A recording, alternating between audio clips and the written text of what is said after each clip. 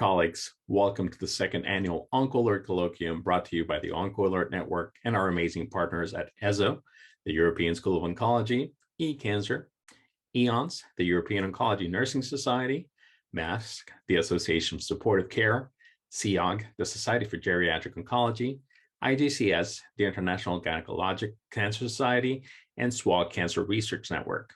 My name is Gilbert Morgan.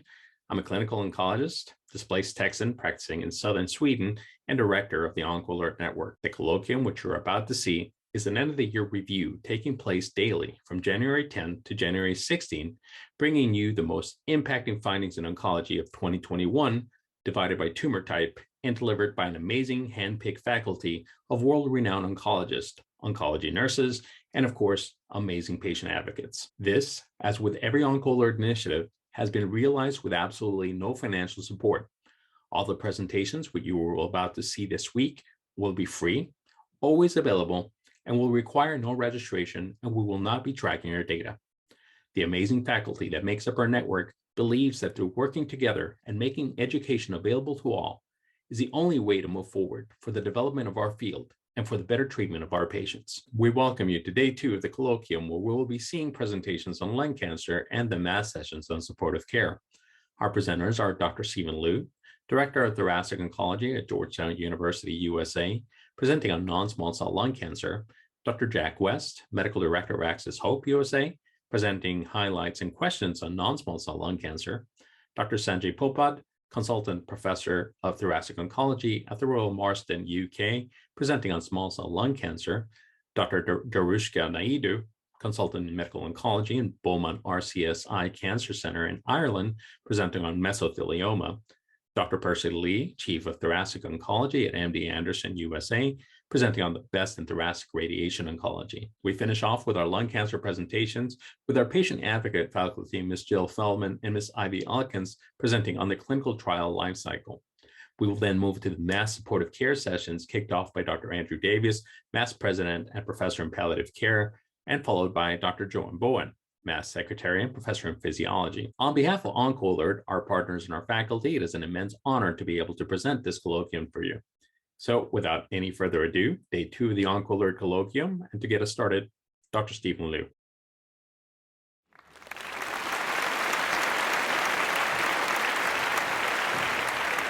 Hi, this is Stephen Liu, Director of Thoracic Oncology at Georgetown University and part of the 2021 OncoAlert Colloquium. These are my disclosures, and today I'll present 2021 updates for the treatment of non-small cell lung cancer. Over the past decade, advances in the care of non-small cell lung cancer really stem from appreciating its heterogeneity. This is not one disease, it is dozens of related cancers that have a similar appearance under the microscope and that all start within the lung, but have very different biologies. Over the past years, we have been able to develop mechanisms to detect these differences and drugs to leverage these differences, personalizing therapy and delivering precision treatment to patients with non-small cell lung cancer. Our classification for this disease has become much more sophisticated. We look beyond just tissue of origin, just lung cancer NOS, really looking at differences under the microscope, non-small cell versus small cell, treated very differently. In the early days of oncology, it helped guide the use of cytotoxic therapy. Initially, drugs like nitrogen mustard and cyclophosphamide that worked differently in non-small cell and small cell. But as our drugs have become much more sophisticated, our classification system has as well. Modern drugs like gemcitabine and pemetrexed having differential activity in different histologies, squamous and non-squamous. Thus, it became relevant to identify the histology within non-small cell lung cancer. And of course, now we require much more information, biomarker testing being much more advanced, next generation sequencing, providing the molecular signature, the genomic subtype to help guide proper therapy. This is no longer optional testing. It is absolutely essential to deliver proper therapy, steering patients towards targeted therapy or away from targeted therapy and towards immunotherapy. These are the two paradigms of non-small cell lung cancer, and we've seen many updates in both fields over the past year. Let's start with targeted therapy. The field of targeted therapy in non-small cell lung cancer really started with EGFR mutations. We're familiar with common sensitizing mutations, exon 19 deletions, and exon 21 L858R point mutations. These common sensitizing mutations can be effectively targeted with kinase inhibitors. We also know that immunotherapy largely ineffective in EGFR mutant lung cancer. We have several approved options. Our preferred therapy is osimertinib, the third gen EGFR TKI, but we have erlotinib alone or with ramucirumab. We have gefitinib, afatinib, dacomitinib. For uncommon sensitizing mutations, we have approval of afatinib. All of that is old. The new findings in 2021 have to do with exon 20 insertions. These aren't really rare. They account for 10% of EGFR mutations. Again, this is really a family of dozens of different variants of insertions within exon 20. Like common mutations, immunotherapy is fairly ineffective. These occur in non-smokers, a little more common in women. But unlike the common EGFR mutations, the standard TKIs don't really work. You're looking at response rates in the single digits with standard TKIs at standard doses. And our standard treatment for EGFR exon 20 insertion is chemotherapy. We have not had any approved targeted agents for EGFR exon 20 until this year. Amivantamab, a bispecific antibody targeting EGFR and MET, has been studied in several different settings. The phase 1 Chrysalis study established the dosing of this IV drug and explored efficacy in several different cohorts. We saw data for EGFR sensitizing common mutations after TKI. We saw data for MET exon 14 skip mutations. But relevant to here, we saw data in EGFR exon 20 insertion lung cancer after chemotherapy. And in that setting, the response rate was a pretty robust 40%. If we look at the waterfall plot here, you see the clinical benefit rate of almost 75%, really having the shape of the waterfall plot that we look for with targeted therapy.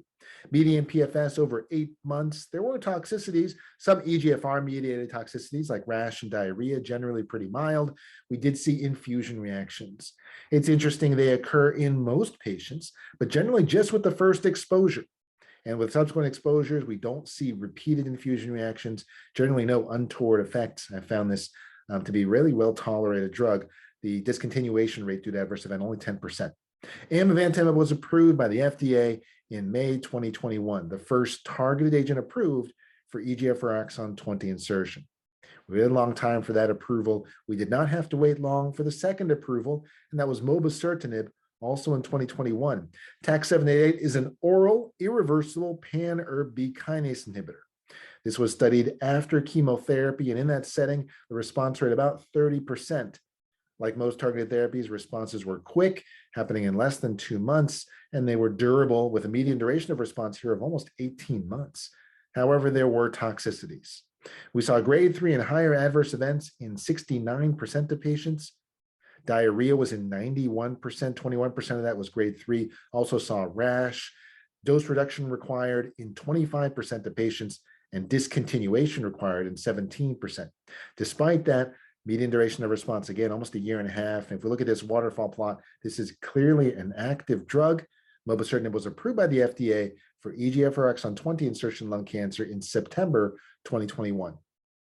We also saw some interesting data for sensitizing EGFR mutations after TKI.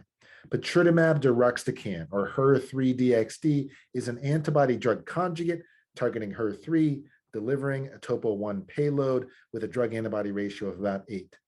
In the phase 1 study that focused on EGFR mutant lung cancer, post-TKI, we saw a pretty robust response rate of about 40%. Duration of response at 7 months, median PFS over 8 months.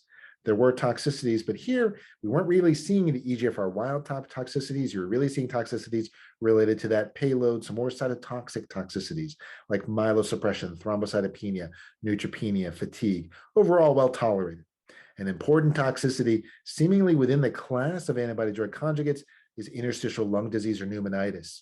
With HER3-DXd, it was seen in 7%. We'll have to see how these data evolve. This is a versatile drug. We saw activity post-TKI across a variety of mechanisms of resistance and across various levels of HER3 expression. Patritumab deruxtecan is not yet FDA approved, but it was granted FDA breakthrough designation December 2021.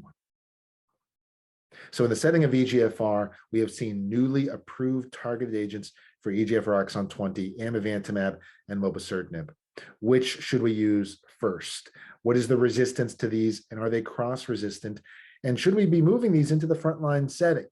Are there other biomarkers beyond just the EGFR exon 20 insertion that are going to help guide which drug we should use when? These are questions we'll look to answer in the coming years. We've also seen some promising agents for common sensitizing EGFR mutant lung cancer post-TKI. Patritumab deruxtecan, amivantamab, with some data here designed to overcome resistance. And we'll hope to see these evolve into frontline strategies, maybe to prevent resistance. Also awaiting data from FLAURA2, where the combination of chemotherapy to osimertinib may help delay resistance. An important point here is that the details matter, and we can no longer say EGFR positive. The specific type of EGFR mutation guides therapy. The treatment will be very different. And so by extension, it's important to know what biomarker test is being used. If you're using single gene testing, PCR, for example, your primers may be missing certain EGFR exon 20 insertions. I think the days of single gene testing are gone. We really should be using NGS for all non-small cell lung cancer in 2022. ALK fusions, we have multiple highly effective kinase inhibitors here. First was crizotinib, then ceritinib, and then the more modern TKIs, alectinib, brigatinib, and lorlatinib. With alectinib and brigatinib, our preferred frontline drugs for years, we have very impressive progression-free survival with excellent safety profiles. On the left, you see the Kaplan-Meier curve for the ALEX trial with alectinib, and on the right, ALTA-1L with brigatinib. Here you see hazard ratios of 0.43 and median progression-free survival approaching 3 years in the frontline setting, well-tolerated drugs, excellent therapeutic options for ALK-positive lung cancer. Most recent entry was lorlatinib. The CROWN data looked at was a phase 3 trial looking at frontline lorlatinib versus crizotinib in ALK fusion-positive lung cancer. Now, lorlatinib was clearly the winner, response rate 76% versus 58, and a better PFS. But the degree of improvement over crizotinib was quite striking. You look at these Kaplan-Meier curves, pretty wide separation. Our PFS hazard ratio of 0.28. The intracranial response rate to lorlatinib was 82%, 71% complete response rate. There are different toxicities with lorlatinib.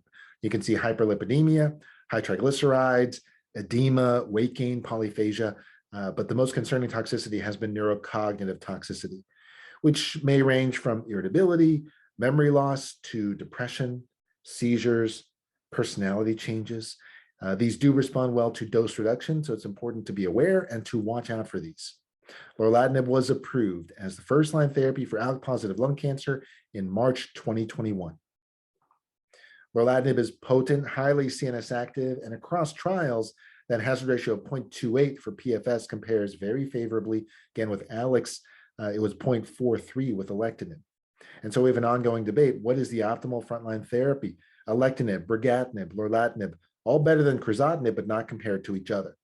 Should we use our best drug first? This is something we often say to each other, but how do we define best? Is it simply the lowest hazard ratio numerically? Because that's lorlatinib, and lorlatinib is not the most frequently prescribed drug in the frontline setting, primarily because of concerns about toxicity, long-term toxicities, and the challenges with assessing something like cognitive toxicity.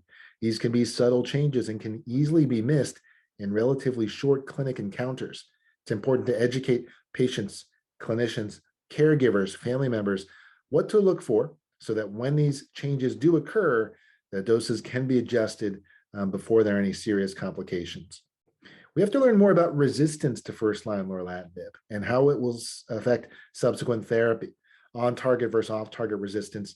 Do we need to consider things like PFS2 when considering sequencing therapy? And are there biomarkers that can help further guide therapy, such as ALK fusion variants?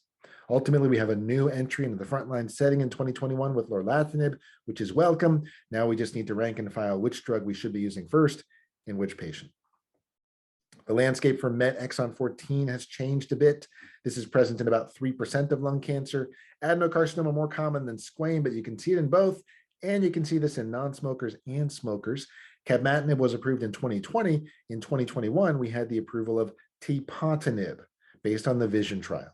Response rates here about 50%, duration of response almost a year, survival a year and a half.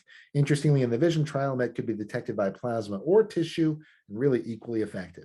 Tepotinib approved by the FDA in February 2021. There are toxicities with this drug, nausea, diarrhea, and peripheral edema for me is the biggest one, but this really is across MET inhibitors, really a class toxicity. For edema, dose reduction has been the most effective mitigation strategy. One of the biggest impacts has been with the introduction of KRAS targeted therapy. KRAS mutation is very common in lung cancer. About a quarter of lung cancer will have a KRAS mutation, but it varies a lot by geography.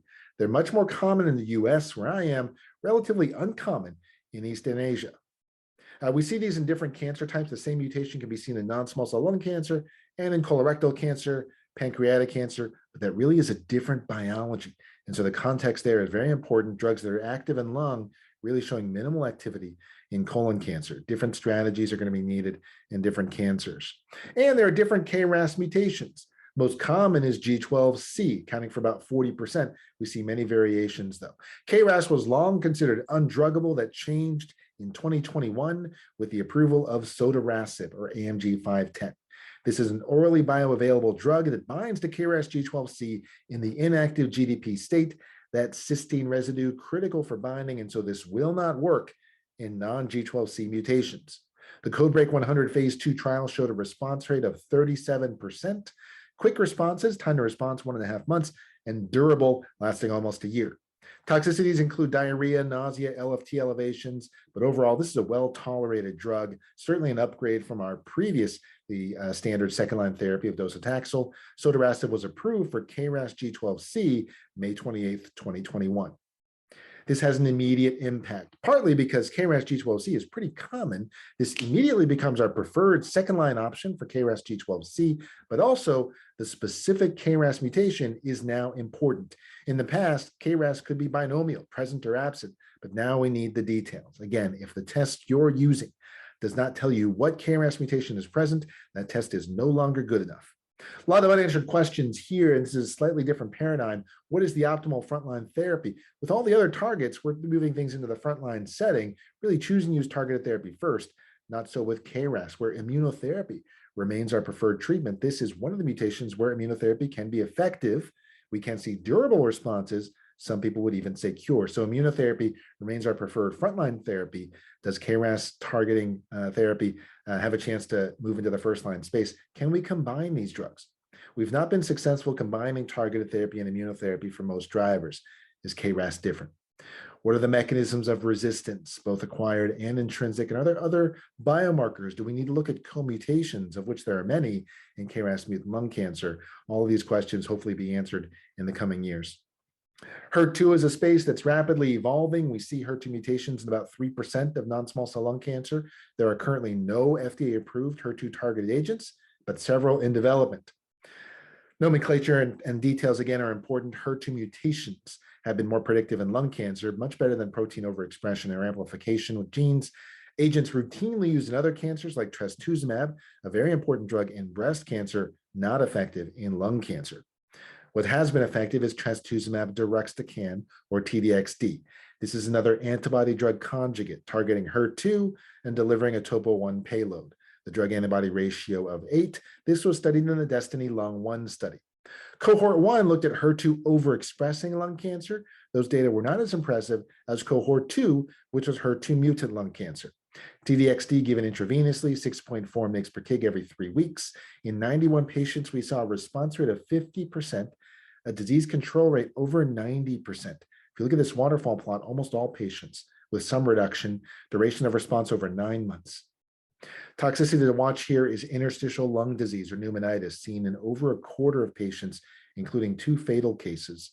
One wonders if this is related to the dose, which is a bit high here. Ongoing studies are looking at lower doses to study efficacy and safety. But trastuzumab deruxtecan, clearly an active drug listed in our NCCN guidelines as an option and has been awarded FDA breakthrough designation, as has poziotinib. This is an oral irreversible pan-ERB kinase inhibitor. The Zenith 20 trial looks at poziotinib in EGFR mutant and HER2 mutant lung cancer. In the HER2 mutant, previously treated, we saw a response rate of about 30%, disease control rate of about 70%. PFS just under 6 months. You do see wild-type EGFR toxicity, including rash, diarrhea, and stomatitis in a significant number of patients. In fact, the vast majority, 77% of patients, did require a dose reduction with poziotinib. But the activity is clear, as shown in this waterfall plot. Poziotinib does have FDA breakthrough designation for HER2 mutant non-small cell lung cancer. And so stay tuned here. Overall, targeted therapy for metastatic lung cancer is guided by biomarker testing. Again, this is not an optional ivory tower classification exercise. This really is critical to therapy for metastatic non-small cell lung cancer. We have approved first-line options for EGFR, ALK, ROS1, BRAF, V600E, RET, MEDX14, and NTRK. We have FDA-approved second-line options for EGFR exon 20 and for KRAS G12C, and soon we will have options for HER2 mutant and NRG1 fusion. In addition, we also have adjuvant therapy approved in the targeted setting based on the ADAURA trial. Last year, we saw adjuvant osimertinib compared to placebo in completely resected EGFR mutant lung cancer. And in stage 2-3 EGFR mutant, osimertinib for 3 years delivered a DFS hazard ratio of 0.17, a profound and striking improvement, survival curves that split dramatically, and a standard control arm that performed pretty poorly. Osimertinib was approved, a full approval by the FDA in December 2020, really becoming a standard of care here. Targeted therapy, important for any non-small cell lung cancer possessing a driver. For everyone else, it's immunotherapy. That's our standard of care for metastatic driver-negative lung cancer. There have been multiple trials looking at PD-1 or PD-L1 therapy alone or with chemotherapy, showing survival benefit over chemo alone. Really no place for chemotherapy alone for the vast majority of patients. It's either targeted therapy or some delivery of immunotherapy. We use PD-L1 expression and histology to guide our approved options, and we have monotherapy options, we have dual checkpoint blockade, and we have chemoimmunotherapy options. In 2021, we saw data from many randomized trials looking at other newer PD-1 and PD-L1 inhibitors showing very comparable effects. Drugs like cemiplimab, sintilimab, tislelizumab, very effective drugs, which hopefully will enter the market soon. But the biggest advance in 2021 was moving immunotherapy up into the adjuvant setting. Empower 010, a randomized open-label phase 3 trial looking at adjuvant atezolizumab, a PD-L1 inhibitor, after adjuvant chemotherapy for resected stage 2-3 non-small cell lung cancer. Patients received atezolizumab for 1 year or best supportive care. The disease-free survival improvement was significant, with a hazard ratio of 0.66 in PD-L1 positive non-small cell lung cancer, meeting its primary endpoint, improving DFS, leading to the FDA approval of adjuvant atezolizumab October 15th, 2021. It's fun to look at the subsets here. We did see that there was more significant benefit in the PD-L1 high with a hazard ratio of 0.43. In the PD-L1 low, EGFR wild type or hazard ratio of 0.82. No surprises, it's kind of what we would expect, but the approval of atezolizumab is in PD-L1 positive, these subsets still exploratory in nature. And so this is now an option for resected stage 2-3 PD-L1 positive non-small cell lung cancer.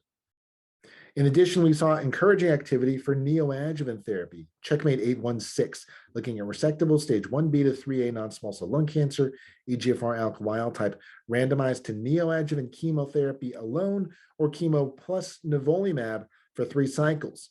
Nivolumab significantly increased the pathologic CR rate from 2% with chemo to 24% with nivo chemo. The surgical outcomes presented by Dr. Jonathan Spicer favored nivolumab, with shorter surgeries, fewer complications. In addition, we learned from press release that nivolumab improved event-free survival. These data will be presented in 2022, and we may have an approved option in the coming year in the neoadjuvant setting. But it's important that we not let these two paths cross. Most driver-positive lung cancer is not responsive to chemotherapy. There are some exceptions, KRAS, BRAF, MET, especially in those with a smoking history. That is, the immunotarget study showed us from Dr. Julian Mazieres, most drivers do not respond to immunotherapy. So when entertaining a neoadjuvant or adjuvant immunotherapy approach, I do think it's important to make sure those cancers do not possess actionable drivers where a targeted therapy approach may be more effective. And neoadjuvant and adjuvant targeted therapy trials are still ongoing now.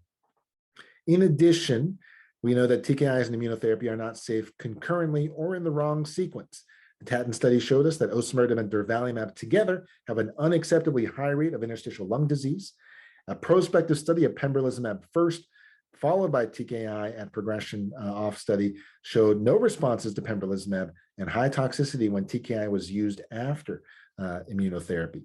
This was confirmed with a retrospective study led by Dr. Aaron Schoenfeld at Memorial Sloan Kettering. TKI after PD-1 therapy in driver-positive lung cancer, really high rates of severe immune-related adverse events. We didn't see that with the other sequence. So the lesson here is that we have to avoid immunotherapy until we know the mutation status. And if there are drivers, we really should go with targeted therapy and not immunotherapy. We can consider immunotherapy once TKI is completed, but really the wrong sequence here makes it much less safe to proceed. So what are we looking at in 2022? What's our resolutions, our to-do list? We need a better understanding of cancer biology. We need to understand acquired and intrinsic resistance, really hone in on that and develop therapies that can overcome that, as well as stepping back to look at the host, to look at the patient, to look at the microenvironment, and co-mutations in addition to drivers clearly will play a role. So a better understanding of cancer biology and really developing better drugs. The coming decade will be the decade of medicinal chemists. We need rationally designed next generation targeted agents and newer immunomodulatory agents, rationally designed drugs delivered in the right context. And this year we will see more data on antibody drug conjugates, targeting HER2 and HER3 as we talked about today, but also targeting things like TROP2. In the meantime, though, we need to make better use of the drugs we have now. It is far overdue. Comprehensive biomarker testing really should be performed for all patients with non-small cell lung cancer, and we are not doing a very good job in the US. The MyLung Consortium data presented at ASCO 2021 by Dr. Robert showed EGFR, ALK, BRAF, ROS1, and PD-L1, a 5-marker panel. Pretty basic, relatively straightforward testing. This was only done in 46% of patients. The number really should be pretty close to 100. And so we're not doing a good job. Perhaps more concerning, presented by Dr. Bruno, we saw that there were clear racial disparities in testing.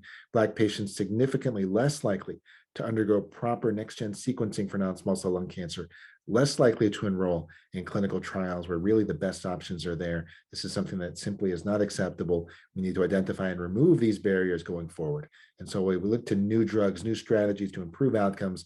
We also need to ensure that all of our patients are receiving the best possible standard of care for 2022. With that, I thank you for your attention and for the invitation, and hope to see you again on OncoAlert.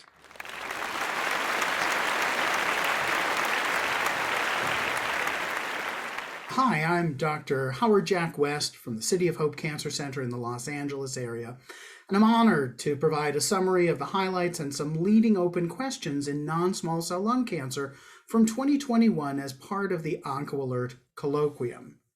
Here are my disclosures. Let's start with advances in adjuvant therapy, specifically how immunotherapy is now appropriately integrated into treatment of early stage resected non-small cell lung cancer. Now, this is based on the Empower 010 trial that randomized patients who had resected stage 1B to 3A non-small cell, any level of tumor PD-L1 expression by the SP263 assay, and who'd received adjuvant cisplatin-based chemotherapy, starting with 1,280 patients who had received chemo, then randomizing 1,005 in a 1-to-1 fashion between supportive care and up to a year of adjuvant atezolizumab every 3 weeks for 16 cycles, no crossover. The trial employed a hierarchical statistical design shown on the right side of the slide, with overall survival being formally tested only if multiple increasingly broad tests of disease-free survival were positive. Now, as you can see, the initial analysis of DFS in patients with PD-L1 positive stage 2 to 3A resected non-small cell showed a more than 10% improvement in disease-free survival at 2 years. It appears to hold up out to 3 years, and this is with a hazard ratio of 0.66 in favor of atezolizumab. When the population is broadened to all patients with stage 2 to 3A disease and any tumor PD-L1 expression, the curves converge somewhat. Hazard ratio for DFS increases to 0.79, but the difference remains statistically significant. With the third hierarchical test, including now patients with stage 1B to 3A disease and any level of PD-L1 expression, the disease-free survival hazard ratio only increases a bit to 0.81, but it's now not statistically significant, so overall survival does not get formally tested. When considering patient subgroups, you can see that there's no DFS advantage for patients with PDL1 less than 1%.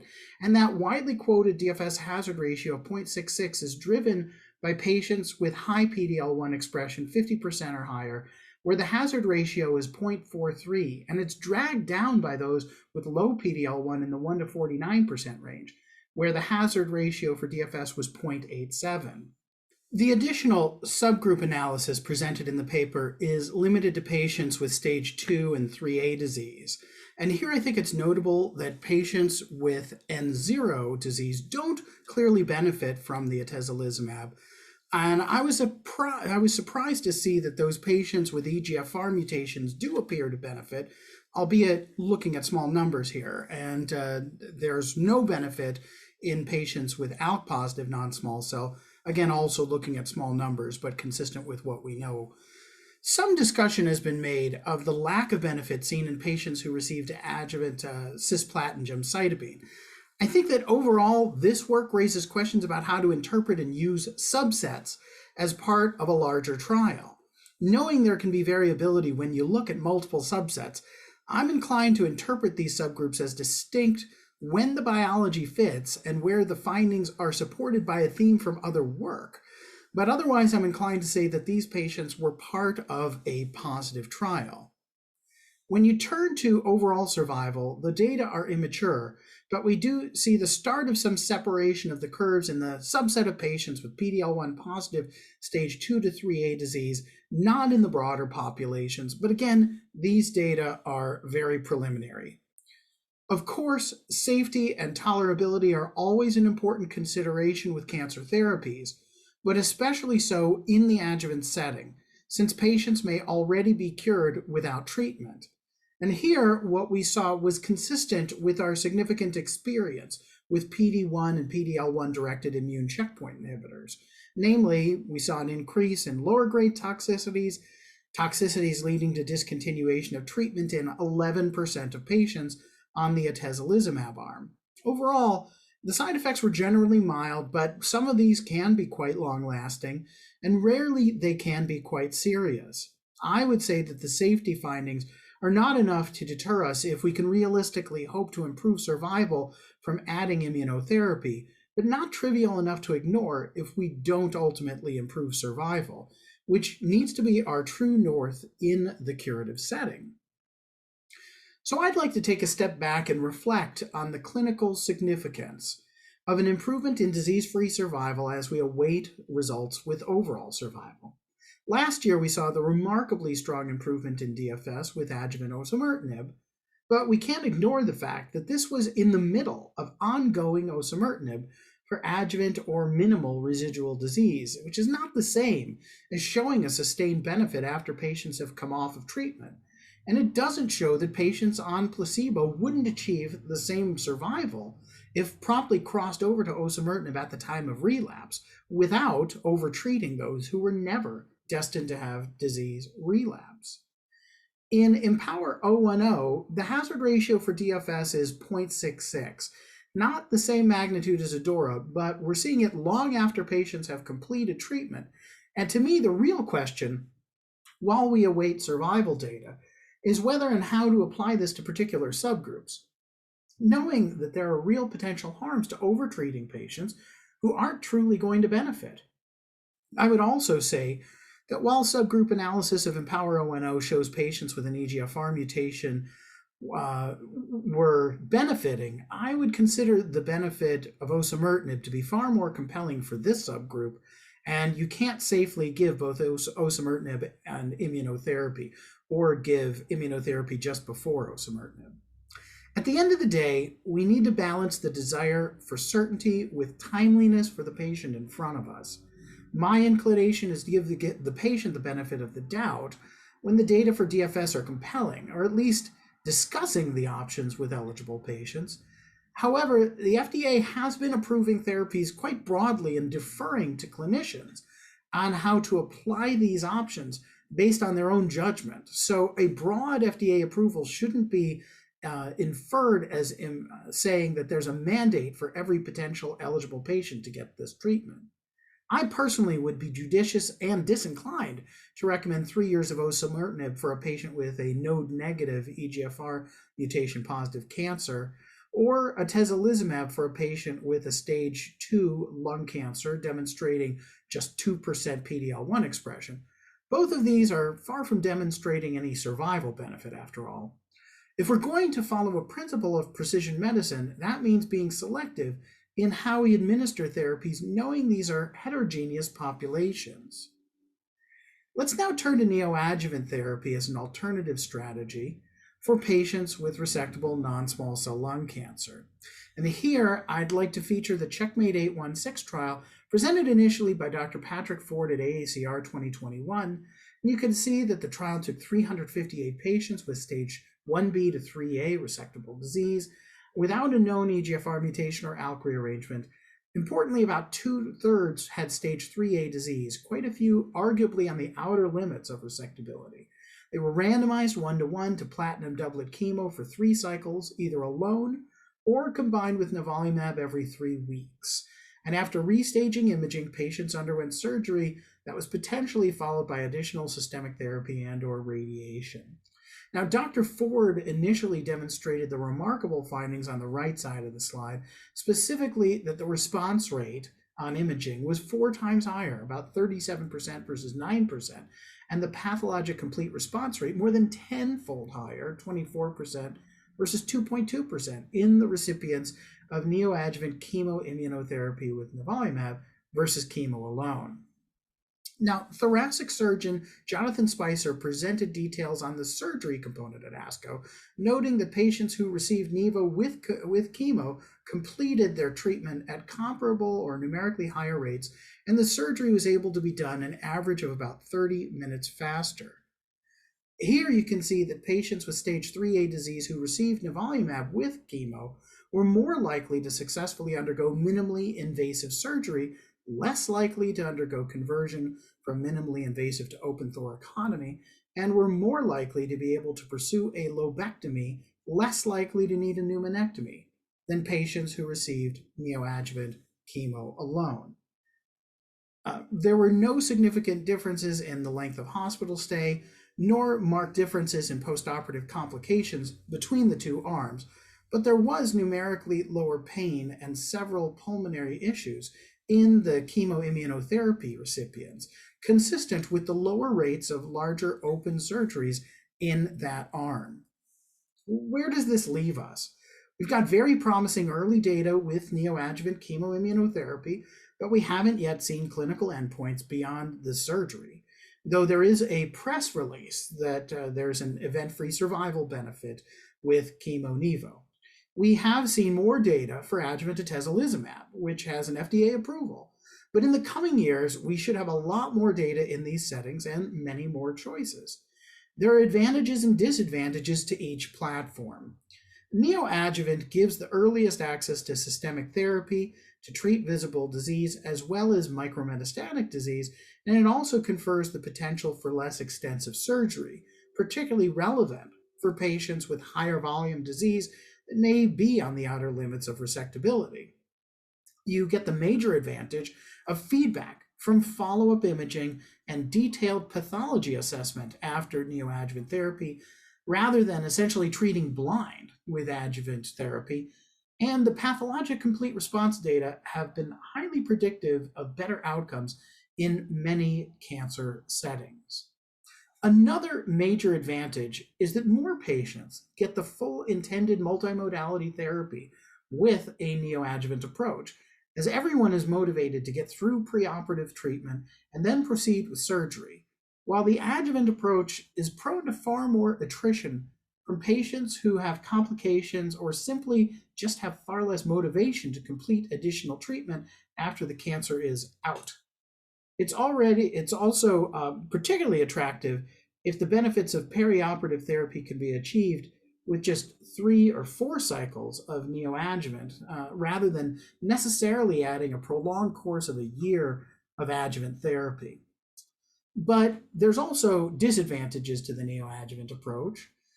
There's a small risk of patients having their disease progress before they get to surgery, and patients family members and doctors may want to just get it out at the earliest opportunity. In addition, immediate initiation of systemic therapy creates time pressures with turnaround time for multiple tests, as well as challenges of limited tissue availability after just a biopsy, versus treating after resection and having plenty of tissue and weeks of recovery time before needing to clarify an optimal systemic therapy plan.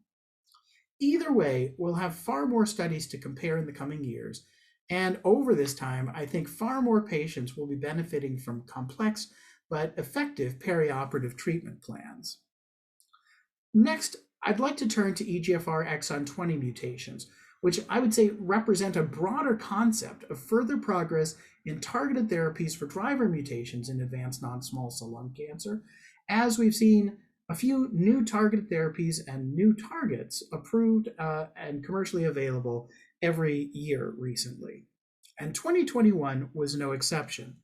EGFR exon 20 is the third most common EGFR mutation after exon 19 and exon 21, the common so-called canonical activating mutations.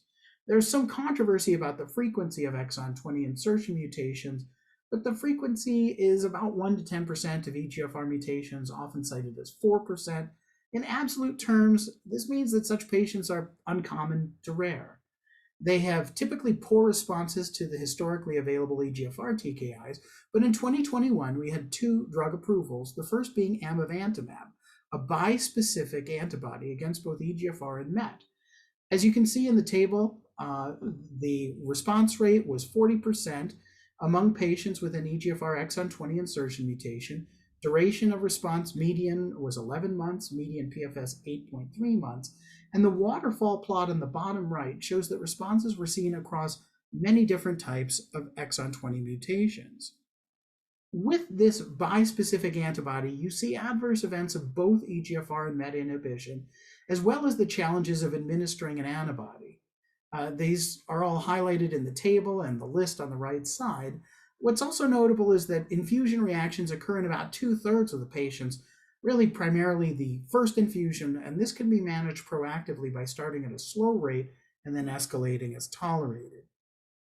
Meanwhile, the EGFR small molecule inhibitor mobocertinib, another FDA-approved therapy for EGFR exon 20 mutation, has become available just a few months later. Now, this agent has a relatively comparable efficacy, response rate about 28% by independent review committee. It also has its own array of common side effects, including diarrhea in nearly all patients, rash in many, as well as other dermatologic and GI side effects in many patients. Now, both mobocertinib and amivantamab are approved in previously treated patients, and I think that's appropriate, as we see the efficacy of each of these agents is good, but not remarkable, and the toxicity profile for both is challenging, especially when we consider that these are ideally longitudinal therapies for patients. Overall, I think the impact of these agents will be limited primarily by the relative infrequency of EGFR exon 20 mutation, compounded by the need to both identify these mutations at all, to recognize them as distinct clinically from the more common activating EGFR mutations, and the need to know about these therapies when the target is found. On the other end of the spectrum of molecular frequency here is KRAS, a mutation we've known about for decades, but until recently haven't been able to target effectively. Now, KRAS is the most common mutation identified in non-small cell lung cancer. It's at least 20 to 25% when accounting for the various distinct mutations. But here too, we need to recognize the clinical significance of these different KRAS mutations. KRAS G12C is about 12 to 13% of advanced non-small cell lung cancer, and all of these KRAS mutations are often seen with co-mutations in the lower part of the slide. And unlike the vast majority of our molecular targets up to this point, KRAS is not seen predominantly in never smokers, although it's far more common in those with adenocarcinoma than other histologies. Sotorasib is a small molecule TKI of KRAS G12C that was shown to produce a response rate of 37% in generally heavily pretreated patients, and beyond that, about 4 out of 5 patients demonstrate disease control. The median duration of response is 11 months, Dr. Skoulidis reported in the New England Journal of Medicine this year that these patients who generally received sotorasib as second, third, even potentially fourth-line therapy had a median survival of 12.5 months. I don't have time here to get into the toxicities, but overall it has not demonstrated significant issues limiting tolerability. Importantly, the benefit was demonstrated across a wide range of subgroups pretty comparably, and I just note that the response rate was 69% in the small number of patients, here just 13, who had not received platinum-based chemo, but had progressed on immunotherapy prior to sotorasib, raising the possibility that this agent could demonstrate far more compelling efficacy if moved up earlier in treatment. We await trials to clarify this, but in the meantime, sotorasib is approved for previously treated patients with KRAS G12C mutation positive disease. This analysis by Skoulidis and colleagues also showed that sotorasib was pretty comparably effective in patients with various co-mutations, including TP53, STK11, and KEAP1, although this level of granularity really awaits more detailed study in the coming years. I consider sotorasib as likely having outsized importance in practice. First, KRAS mutations are quite common. 1 in 8 patients with advanced non-small cell will have a KRAS G12C mutation, and these patients are not clinically just like the patients with so many other driver mutations. Specifically, KRAS mutations are predominantly seen in smokers. So I hope that having a target oncologists will readily find in their smoking population could lead to a clearer commitment to broad molecular testing as more oncologists in various cultures and geographies see in practice the benefits of targeted therapies. I'd like to close with data that highlight that even as we make great strides in targeted therapies, these are predicated on testing being done and finding and acting on the targets. There have been hints from a few years ago that US-based practice leaves something to be desired in terms of testing and initiating appropriate targeted therapy, but we might hope that with such a rapidly advancing field, things would be different in just a few years. The MyLung Consortium looks at a community-based practice network through the US oncology system, and I give them credit for asking the important question of how commonly and thoroughly patients, nearly 3,500 of them with advanced non-small cell lung cancer, were getting molecular testing over a recent 2-year period from April 2018 through the end of March 2020 in an array of community-based sites across the country, but heavily in the Southeast, which comprised about 45% of the patients. In a nutshell, what they saw was that about 4 out of 5 patients had at least one molecular test done before they started on treatment. But this includes PD-L1 testing as a biomarker to meet that threshold of at least one, and PD-L1 was the most common marker evaluated in 90% of patients. In contrast, even for well-established markers with targets available for a decade or more, like EGFR and ALK, testing topped out at 70% for the broad advanced non-small cell population and 76% for those with non-squamous histology. And it's lower than that for others, especially BRAF, for which there's been an FDA-approved therapy, but that maxed out below 6 in 10 patients. Moreover, less than half the patients, even with non-squamous histology, had all 5 NCCN-specified targets tested, and fewer than 4 out of 10 had broad NGS testing, as has been recommended by NCCN and many experts for some time, given the growing collection of appropriate molecular targets. Moreover, when the investigators looked at trends over time, in 6-month blocks within that 2-year period, they saw no change in detection rates for the specific markers except for BRAF, which increased from 54% to 62%. And they saw NGS rates improve from 33% to 45% over that 2-year interval. I'd call that the definition of damning with faint praise. They also showed that those results that came with the longest turnaround time were associated with the greatest chance of the patient starting treatment without these results, suggesting to me that turnaround time is a real challenge in practice, and I suspect availability of tissue is as well. Again, I give the investigators credit for asking the question and showing results that I think are just very humbling and likely quite representative of practice across the country. In fact, the next presentation at ASCO by Dr. Bruno corroborated that these results were not an outlier because she reported from a Flatiron Health database of over 14,000 patients, a rate of NGS testing of just 50% in white patients, less than a third with results before starting treatment, and both of these numbers were significantly worse in Black patients, in whom the low testing rates also translated to lower rates of participation in trials. Taken together, these results illustrate that whatever gains we're making with these new targets are profoundly limited by our weak testing patterns in the broader community. We need to identify and address these limitations before we can realize the benefits of precision medicine.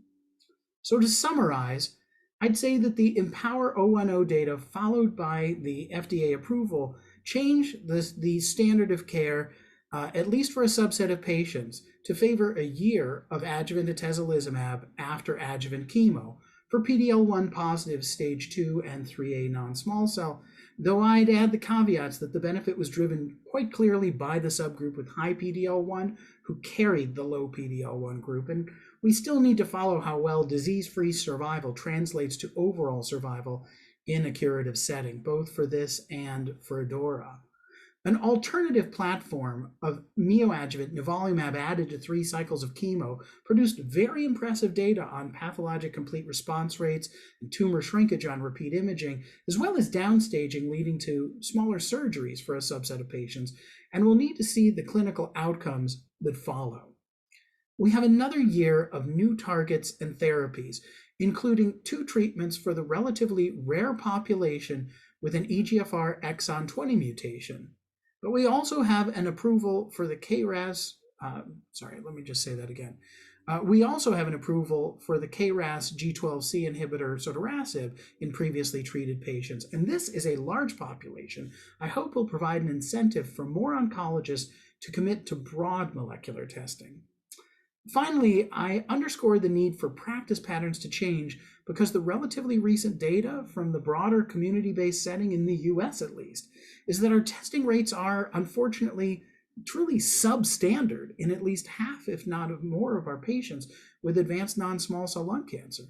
And we need to focus on those barriers and change the behavior that ultimately can lead us to realize the promise of all of these advances in personalizing cancer care. Thank you very much.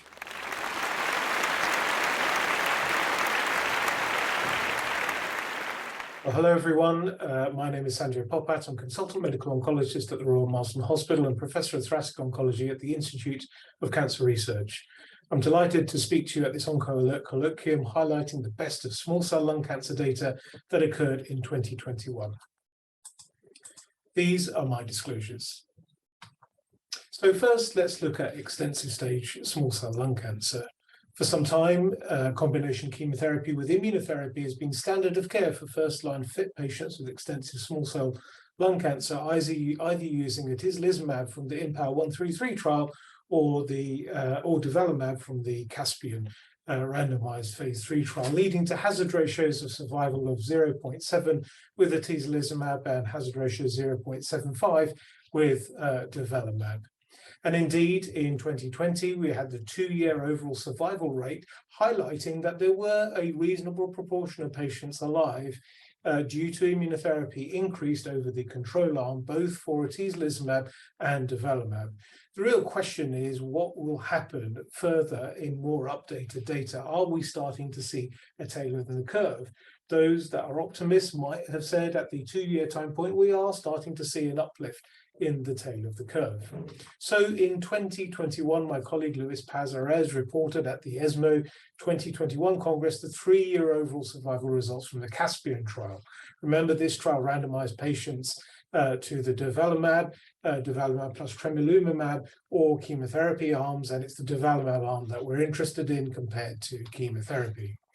Here, if we look at the 3-year overall survival update, we do see a near tripling in the 3-year survival rate for patients randomized to durvalumab with chemotherapy versus chemotherapy alone, increasing the proportion of patients alive at 3 years from 5.8% with chemotherapy alone to 17.6% for chemoimmunotherapy, translating to a slightly more improved hazard ratio of 0.71.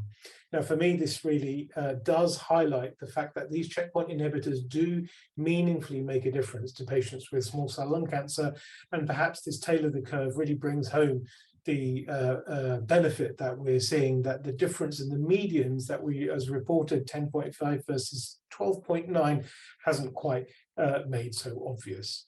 And of course, we haven't seen this data yet for IMpower 133, and we're very much looking forward to this updated 3-year data from IMpower 133 in due course. The key question with chemoimmunotherapy is who benefits the most? Can we predict the long-term survivors or not? Does TMB, tumor or in blood, make a difference? And what's the role of PD-L1? Well, these factors have all been looked at either in IMpower 133 or in Caspian in 2020, and we found out that tumor mutation burden or PD-L1 status does not give us any meaningful predictive utility for who should benefit from chemoimmunotherapy. So where do we go from here? Well, in the World Lung Cancer Congress meeting, my colleague Dr. Marina Garasino reported the exploratory analyses of class 1 and 2 HLA-A genotypes from the Caspian study. Investigators identified that there was an association of the DQB103 genotype with overall survival, and this was restricted to the O1 allele, so specifically benefit with DQB1*03 O1 allele for the combination of durvalumab with tremelimumab versus chemotherapy, which wasn't seen in patients that did not have the DQ0302 allele. No HLA association was seen for the durvalumab plus chemotherapy arm. So this is interesting exploratory analyses, and we look for more data from the Caspian study and across trials with durvalumab with tremelimumab. We've had some really very interesting biological data. This is a really fascinating data set presented from Dr. Gay and colleagues from the MD Anderson Cancer Center. This is a phenomenal amount of work looking at the transcriptomics at presentation and over time in patients with extensive stage small cell lung cancer. What colleagues have identified is that there are a number of different transcriptomic modules that seem to catalog small cell lung cancer into different groups, which are led by the transcription factors POU2F3, NeuroD1, and ASCL1 subtypes. And if not, there is a inflamed transcriptomic module that seems best to predict benefit from chemoimmunotherapy, and patients with the small cell lung cancer P subtype really having the least benefit from treatment and also from chemoimmunotherapy. However, what's more important is that this transcriptomic subtype can switch after the selected pressure of chemo with or without immunotherapy and acquired resistance on different lines of chemotherapy. So really, we are seeing different populations of small cell emerge, and this transcriptomic signature may perhaps predict the type of targeted therapy that we might want to consider for patients moving forward in more personalized trials of small cell lung cancer moving forward. This area, I think, will evolve further over the course of the next 2 or 3 years. Of course, the data set that we've all been waiting for is the Atlantis randomized phase 3 trial, which was presented by Luis Pazarez, my colleague at the World Lung Cancer meeting in 2021. This is an important randomized trial of lurbinectedin. Now, remember, lurbinectedin had been granted accelerated approval at the 3.2 milligrams per meter squared dose by the FDA as single agent in patients that had failed first-line combination platinum doublet chemotherapy. Here was a randomized phase 3 trial comparing the standard topotecan or CAV chemotherapy with the experimental combination of lurbinectedin at the low dose of 2 milligrams per meter squared with doxorubicin, with overall survival at the primary endpoint, a large randomized study.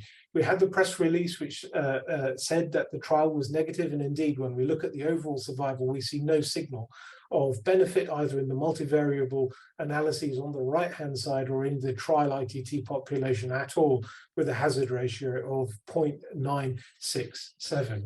When we look at progression-free survival by IRC, we do see a benefit for progression-free survival with a hazard ratio of 0.831, which is statistically significant. And perhaps in the multivariable analysis, we see that group of patients who had platinum-sensitive relapse benefiting the most, but this did not translate to an overall survival benefit overall.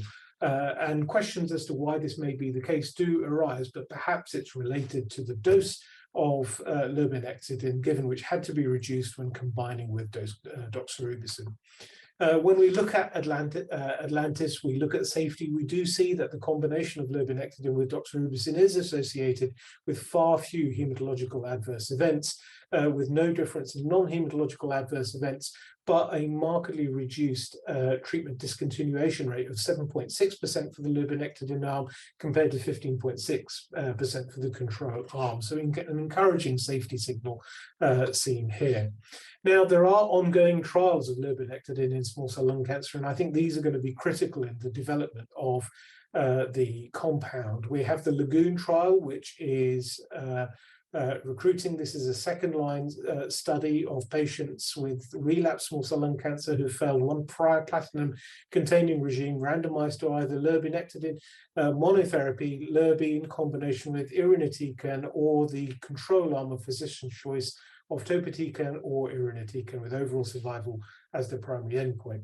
We also have a maintenance study, which is open. This is the IMFORT trial, in which patients with extensive stage first-line extensive stage small cell lung cancer will be treated with chemoimmunotherapy and randomized to either chemo and immunotherapy with maintenance atezolizumab with lurbinectedin at the standard dose of 3.2 milligrams, or atezolizumab alone, again with overall survival as the primary endpoints.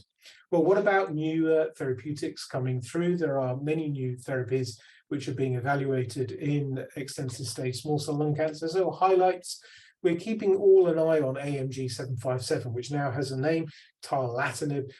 This is a half-life extended bispecific T-cell engager, a BiTE-targeted therapies targeting DLL3. So it's essentially an antibody with an Fc domain engineered onto an anti-CD3 domain with an anti-DLL3 domain. The CD3 domain binding and activating T-cells, and the DLL3 domain binding to small cell tumor cells, resulting in T-cell proliferation and tumor cell immune apoptosis. This is a very interesting molecule. We had updated data from the ongoing phase 1 trial presented by Dr. Owonikoko at the ASCO meeting of 2021. Here, patients in this study had refractory small cell lung cancer, a third of patients with 3 or more lines of treatment, and nearly half of patients had prior treatment with anti-PD-1 or anti-PD-L1. Now, when we look at safety, this is a very encouraging safety profile for this T-cell engager. What we see is that there is CRS in up to 44% of patients, but this is predominantly grade 1 and grade 2, which the authors report was reversible, manageable, associated with fever, tachycardia, nausea, fatigue, and hypotension, with only one CRS event leading to treatment discontinuation and only one event being grade 3 or more. So this is a very encouraging safety profile. More importantly, when we look at efficacy, we see a range of doses evaluated. The confirmed partial response rate is 20%, which is very encouraging for this refractory population, and responses tending to be seen in the higher doses where we're seeing a pharmacodynamic effect. In the swimmer's plot on the right-hand side, we can see that the median time to response is 1.8 months.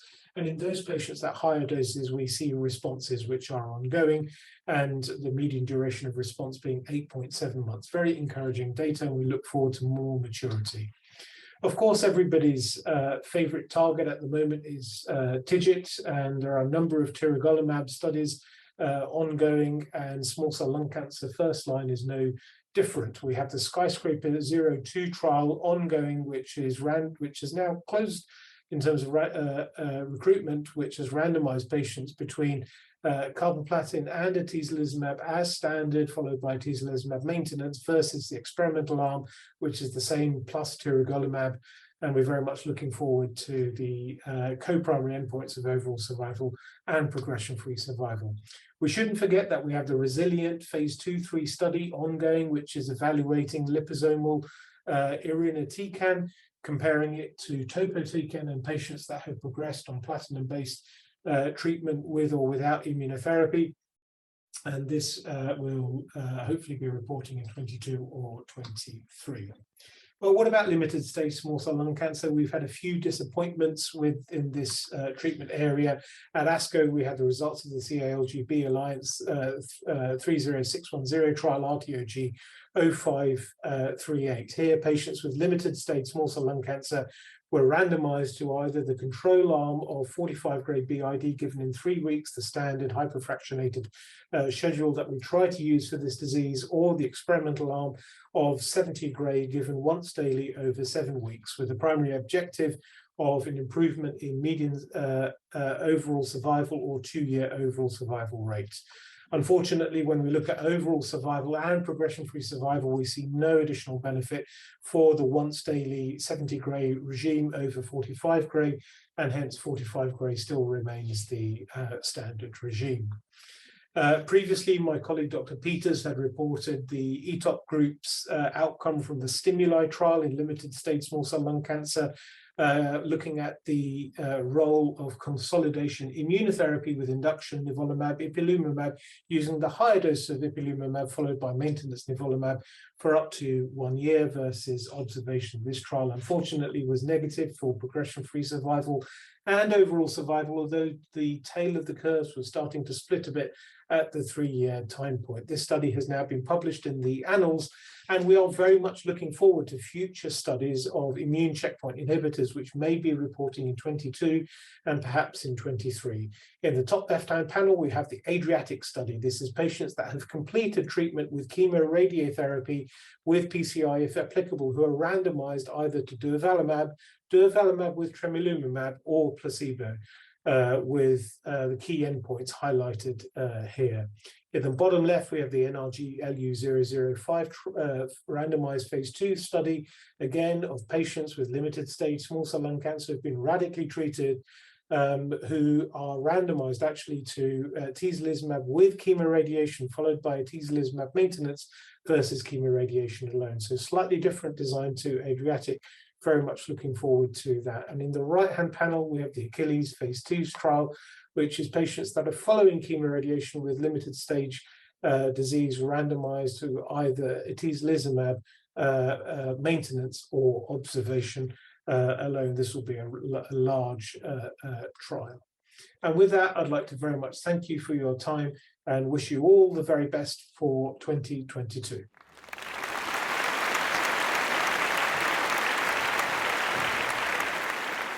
Good afternoon. My name is Jarushka Naidooo, and I am a consultant medical oncologist at the Beaumont RCSI Cancer Centre in Dublin, Ireland. I'm very pleased to present updates on malignant pleural mesothelioma for the OncoAlert Colloquium 2021. As this audience is aware, malignant mesothelioma is a disease of the pleura that is associated with asbestos exposure and has seen a reduction in global incidence related to the reduction in use of asbestos, particularly in developed countries. We know that mesothelioma exists on a spectrum of epithelial to mesenchymal transition, with the most common histologic subtype representing epithelioid mesothelioma, followed by those with biphasic disease, and then a less common but more clinically aggressive subset of sarcomatoid mesothelioma. There have not been any approvals for the treatment of mesothelioma in the last 15 years until recently. For the purposes of today's talk, I will summarize some of the recent studies that have established immunotherapy, specifically with checkpoint inhibitors, as a treatment option in patients with mesothelioma, followed by recent advances in targeted therapy, and then future directions. From an immunotherapy standpoint, over the last 5 years, we have seen the publication of 6 studies that have examined the role of single-agent anti-PD-1 or PD-L1 therapy in patients with pretreated malignant mesothelioma. The first of which examined single-agent nivolumab in 34 patients with mesothelioma in Japan. This study identified an objective response rate of 29% for nivolumab and demonstrated a benefit in both progression-free and overall survival of 6.1 and 17.3 months respectively, compared with historic controls. Interestingly, this study also demonstrated an association between the development of response from nivolumab to PD-L1 expression. Across all of these single agent studies, we have seen response rates ranging from around 9 to 30%, progression-free survival ranging from around 3 to 6 months, and an overall survival in the range of 18 months.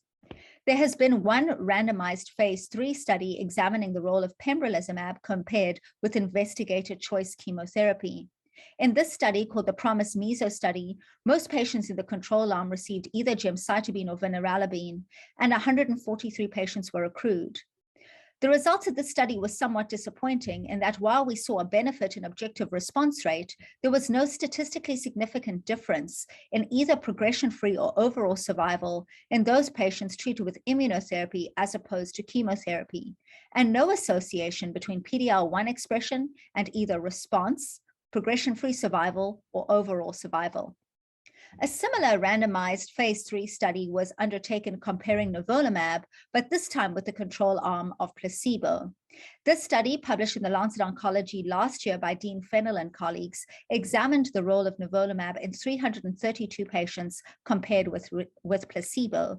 And in this study, nivolumab or placebo was given for 1 year. Co-primary endpoints of the study were progression-free and overall survival, and the majority of patients accrued had epithelioid subtype mesothelioma and were in the third-line setting or beyond. In this study, we saw a modest benefit in both progression-free and overall survival, with median progression-free survival of 3 months for nivolumab compared to 1.8 months with placebo, and a median overall survival of 10.2 months for nivolumab compared to 6.9 months for placebo. And both of these were statistically significant findings that underscored approvals for single-agent nivolumab in the pre-treated setting. Moving on from here, the question of dual immune checkpoint blockade was also examined in the pre-treated setting in the MAPS-2 study. In this study of 125 patients, we saw a benefit for the combination of ipilimumab and nivolumab in terms of both progression-free and overall survival, as well as objective response, and an association between response and PD-L1 expression. Building on this, the CheckMate 743 study is the practice-changing study in the first-line setting that examined this combination of ipilimumab and nivolumab compared with chemotherapy in patients with newly diagnosed malignant pleural mesothelioma.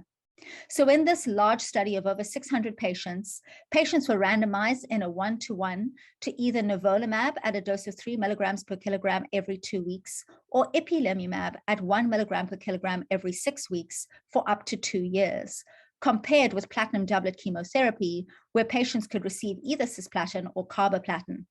In this study, patients were stratified based on histology and gender, and the primary endpoint of the study was overall survival. A 3-year update of the overall survival data for the study was recently presented at the ESMO meeting and demonstrated a benefit in median overall survival of 4 months, favoring the ipi-nivo arm as opposed to chemotherapy. At 3 years, we saw that 23% of patients treated with the immunotherapy combination were still alive, compared to 15% of patients treated with chemotherapy. This combination has therefore been FDA approved since October 2022 and was EMA approved in April of last year, thus signaling the first approval for malignant mesothelioma since 2004. There are important insights also to be gained in terms of the subset analysis in the checkpoint 743 study. In this study, we see in the waterfall plot that based on tumor histology, patients may benefit if they have non-epithelioid subtype to a greater degree than those who had epithelioid mesothelioma, with a hazard ratio of 0.46 in the non-epithelioids compared to 0.86 in those with epithelioid histology. And this subset of patients actually crossed 1 in terms of their hazard ratio and confidence interval, with the upper limit of the confidence interval at 1.4. Similarly, a subset analysis was conducted based on PD-L1 status. This was a descriptive analysis rather than a pre-planned analysis, but interestingly demonstrated that patients with PD-L1 positive malignant mesothelioma with a PD-L1 score of greater than or equal to 1% had a hazard ratio of benefit in terms of overall survival of 0.69, as opposed to those whose malignant mesothelioma was PD-L1 negative with a hazard ratio of 0.94 that also crossed 1. However, since we see a benefit regardless of histology and PD-L1 status, we see that FDA and EMA have approved ipilimumab and nivolumab regardless of tumor histology, although this benefit may be driven by the non-epithelioid subset or potentially in patients with PD-L1 positive disease. Another combination that has been examined in the phase 2 setting is the combination of chemotherapy and immunotherapy. And in this phase 2 study conducted by our colleagues in Australia, patients with newly diagnosed malignant mesothelioma received cisplatin and pemetrexed with durvalumab, after which durvalumab was continued for 1 year. The primary endpoint of the study was progression-free survival at 6 months. This study demonstrated that 57% of patients were progression-free at 6 months, and the median progression-free survival was 6.2 months. An impressive waterfall plot demonstrates an objective response rate of 48% for this combination, with a subset of patients even demonstrating complete responses. A similar study was undertaken by PRECOG, the ECOG acron group, PRECOG 0505. And in this phase 2 study, the first line setting again, the same combination was examined, but durvalumab could be continued indefinitely. The primary endpoint of this study was overall survival. Interestingly, the investigators demonstrated a benefit in median overall survival, particularly in the epithelioid subtype, so in contrast to Checkmate 743, with a median overall survival of 24.3 months in the epithelioid subtype compared to 9.2 months for those with non-epithelioid mesothelioma, and this was a statistically significant finding. Similarly, we saw another impressive waterfall plot with an objective response rate of 56.4% for the chemo-IO combination, and once again, a select number of patients demonstrating a complete response to this approach. This study also took a deep dive into potential immunogenomic biomarkers of response to chemoimmunotherapy using a multi-parameter next-generation sequencing approach, structural analyses, and TCR analyses. This study identified that in the 55 patients enrolled, an enrichment in chromatin regulatory genes and a DNA repair deficiency signature was associated with both response and overall survival benefit in patients treated with a chemoimmunotherapy combination. This association was seen across the full patient population, but also in particular in patients with epithelioid malignant mesothelioma. The excitement about chemoimmunotherapy from these phase 2 studies has given rise to a number of first-line phase 3 studies exploring chemoimmunotherapy in the newly diagnosed advanced mesothelioma setting. These include the DREAM-3 study, in which investigators from Australia and the US have teamed up to examine the difference between cisplatin pemetrexed and durvalumab or chemotherapy alone with the endpoint of overall survival. And the 2 other studies include the Canadian CCTG study examining the same combination, except with pembrolizumab, and the BEAT-MESO study, which will examine carboplatin pemetrexed, atezolizumab, and the anti-angiogenic agent bevacizumab compared with a non-IO containing arm, where the primary endpoint includes both progression-free and overall survival. So moving on to targeted therapy, in recent years, we've also gained a better understanding of the genomic landscape of malignant pleural mesothelioma.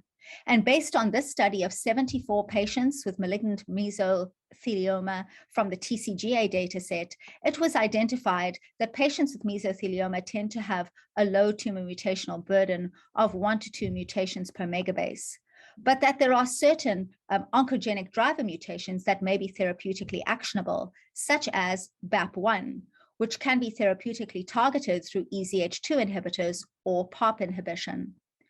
This is a phase 2 investigator-initiated study of the EZH2 inhibitor tazemetostat, which was examined in the subset of patients with BAP1 inactivated malignant pleural mesothelioma.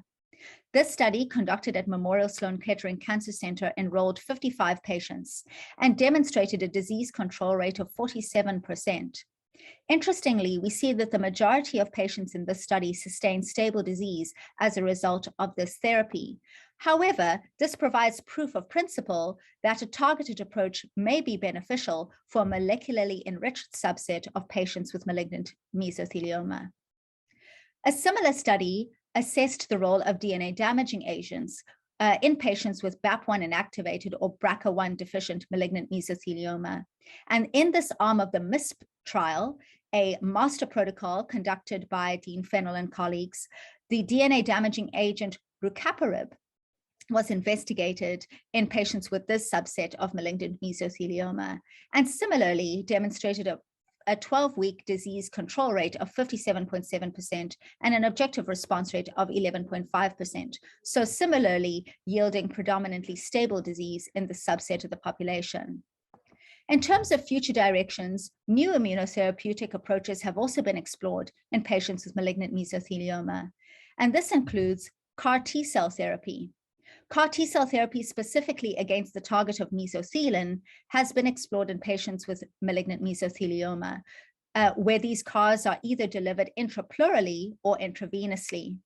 A first-in-human phase 1 trial of mesothelin CARs delivered intrapleurally, followed by pembrolizumab, was undertaken at Memorial Sloan Kettering Cancer Center and identified that CAR T cells alone are safe and tolerable, and that these CARs were detectable in the blood more than 100 days after intrapleural infusion in 39% of patients. In the subset of patients who went on to receive pembrolizumab, an impressive 1-year overall survival of 83% was seen. 44% of patients had stable disease at 6 months, and 2 patients had a complete metabolic response. An example of the pre-treatment PET is seen on the right of one of these patients. Of course, neoadjuvant chemo-IO has also been brought into the early stage mesothelioma setting. And this is a study conducted by Ann So and colleagues from MD Anderson Cancer Center, where patients with resectable mesothelioma were treated with cisplatin, pemetrexed, and atezolizumab, followed by surgery and 1 year of maintenance atezolizumab. In this study presented at the ISLAC World Conference in Lung Cancer last year, we learned that 24 patients, either with epithelial or biphasic mesothelioma, were enrolled in the study, and surgery could have been completed either with extrapleural pneumonectomy or pleurectomy decortication. 21 of 24 patients were treated successfully with neoadjuvant systemic therapy. 18 proceeded to surgery, and 15 received maintenance atezolizumab. 2 patients unfortunately succumbed to treatment-related adverse events leading to death. The first related to sepsis, which was deemed associated with chemotherapy, and the second, a postoperative fatality. We see here the progression-free survival of this group was 18.6 months, and the median overall survival was not reached. So therefore, in summary, immunotherapy has truly come of age and changed how we treat patients with malignant mesothelioma, based in the second-line setting on the CONFIRM study, which demonstrated a benefit in both progression-free and overall survival for single-agent nivolumab, predominantly in a third-line population. In the first-line setting, based on CheckMate 743, ipilimumab and nivolumab is now a new standard of care, and we see particular benefit in the non-epithelioid subtype and potentially in those with PD-L1 positive disease. Chemoimmunotherapy is also very promising based on phase 2 data, particularly in the epithelioids, and there are some exciting data on immunogenomic biomarkers. We look forward to phase 3 data of these combinations. From a targeted therapy approach, we have seen some activity for EZH2 inhibition and PARP inhibition in patients with BAP1 mutant malignant mesothelioma. And from a future directions perspective, we have seen some data on either intravenous or intrapleural CAR T-cell therapy, as well as bringing combination immunotherapy approaches such as chemo-IO into the neoadjuvant setting in resectable malignant mesothelioma. With that, I'd like to thank you all for your kind attention, and thank you to the organizers of the OncoAlert Colloquium for their kind invitation to participate.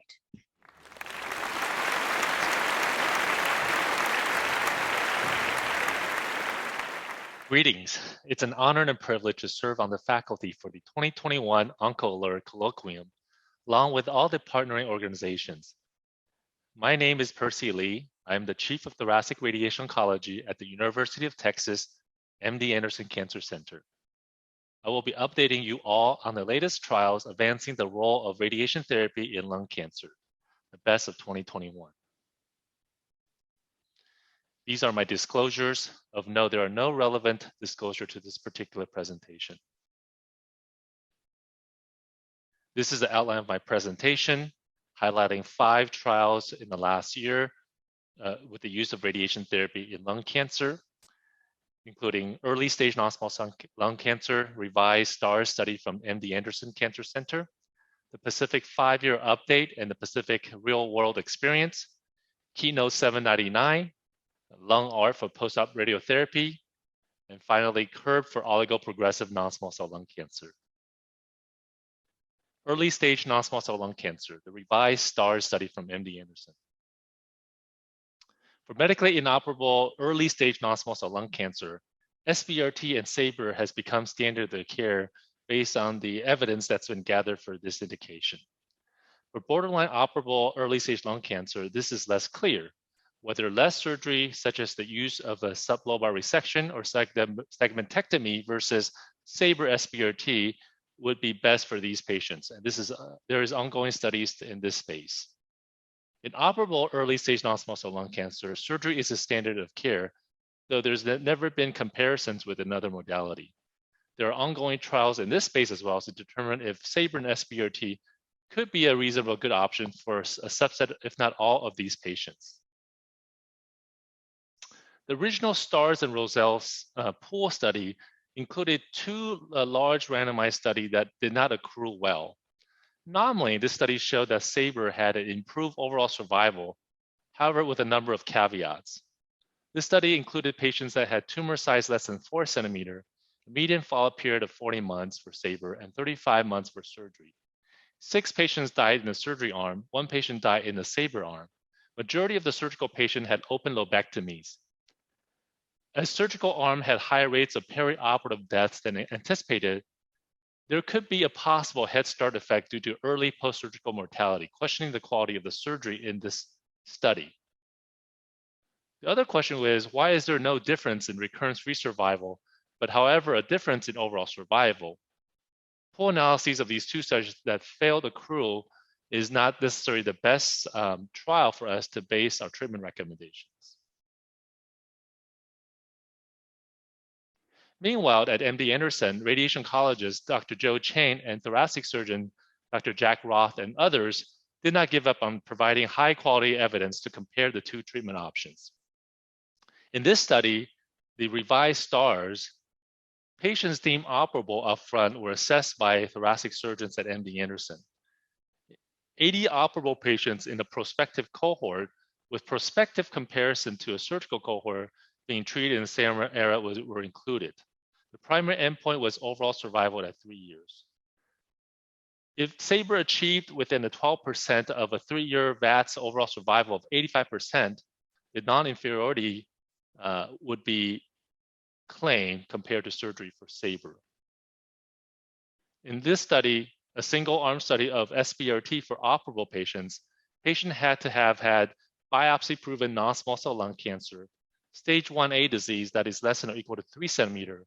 A PET-CT and EBUS were required. Patients were evaluated by surgeons and deemed a surgical candidate based on baseline and post-operative predictive FEV1, DLCL, O2 consumption. The exclusion criteria including tumors greater than 5 centimeters, previous prior thoracic radiotherapy, patients that were unable to meet acceptable SABR planning dose doses to target or dose volume constraints to organs at risk. This was the results in terms of overall survival and progression-free survival with a 5-year median follow-up. That is, this is the best of surgery versus best of SABR. In particular, patients had identical overall survivals at 3 years at 91% in both arms. The 5-year overall survival was 87% for SABR versus 84% for surgery. An early progression-free survival analysis favors surgery, but ultimately there was no difference. Treatments were well tolerated in both arms, and importantly, there were no 90 or 180 days mortality due to surgery, and only 1% grade 3 dyspnea in the SABR arm, with no grade 4 or 5 toxicities.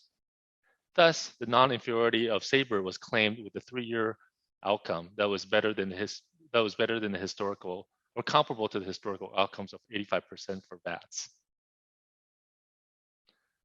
Some differences in the outcomes between the groups of patients were noted here. There were higher local regional recurrences in the SABR arm at 12.5% versus 2.7%, despite more patients had PET and EBUS-based staging in the SABR arm, highlighting the imperfect tests that these staging tests have.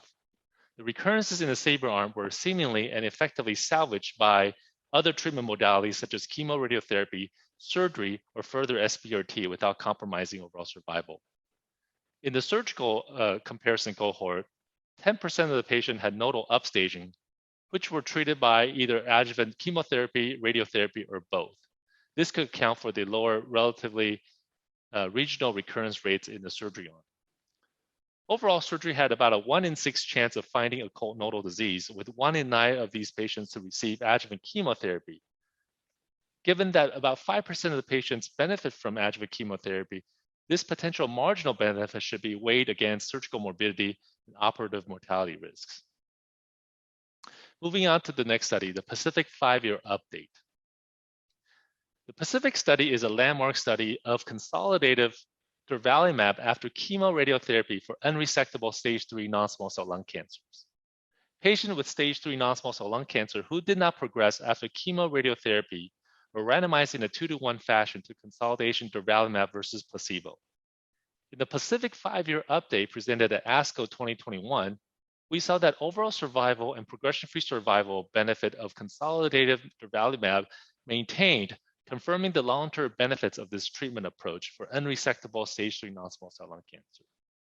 As of January 11, 2021, after median follow-up of 34 months in all patients, the median overall survival for these patients who received durvalumab was 47.5 months versus 29.1 months with placebo. Impressively, at 5 years, the overall survival rates were 42.9% compared to 33.4 months in the placebo arm, both significantly better than the historical numbers of 15 to 30% with chemoradiotherapy alone.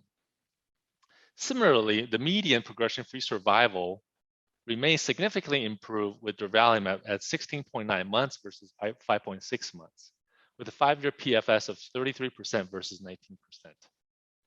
Interestingly, of those patients alive at 5 years, around 43%, 3/4 of them had no disease progression, which is about 30% of the patient, hinting at the possibility that many of these patients are cured using the traditional definition of cure.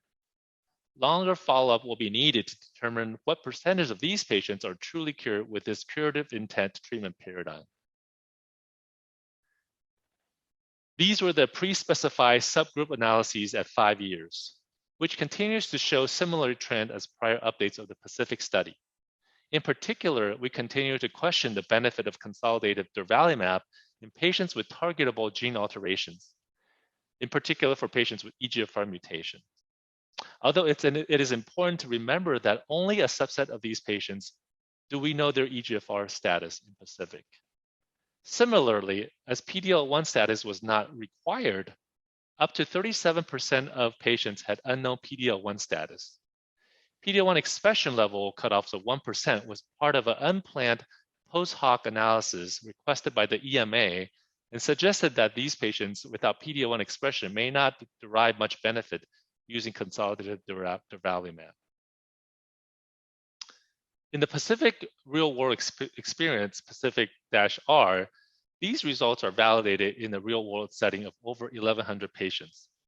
This was a large international observational study as part of AstraZeneca Expanded Access Program. All patients completed chemoradiotherapy within the prior 12 weeks. As opposed to the Pacific trial, the median time to starting durvalumab was 52 days versus up to 42 days. Tolerance for durvalumab was excellent, with median duration of treatment of 11 months, with 20% of the patients treated beyond 1 year, which is in contrast to the Pacific regimen. Not surprisingly, pneumonitis was the most common AE, or adverse event, leading to discontinuation, pointing to the importance of limiting risk of radiation pneumonitis in these patients with modern radiation techniques. Not shown here, the MD Anderson real-world Pacific data recently submitted for publication by Liao et al. Confirm these results in that patients with early termination of durvalumab due to pulmonary toxicities had decreased survival. In the Pacific real-world cohort, the median PFS was 22.5 months, which compares favorably to the 16.9 months in the Pacific study. Given the recent data with Empower 010 showing benefit of adjuvant atezolizumab after surgical resection for stage 1 to 3 non-small cell lung cancer, what is now even less clear is, for stage 3 patients, which patients are optimal for surgery followed by atezolizumab versus treatment with definitive chemoradiotherapy followed by durvalumab. Questions in the future, in particular for those with borderline surgical resection status, should be, for example, should we take into consideration tumor size and mediastinal lymph node involvement and other considerations? Moving on to Keynote 799.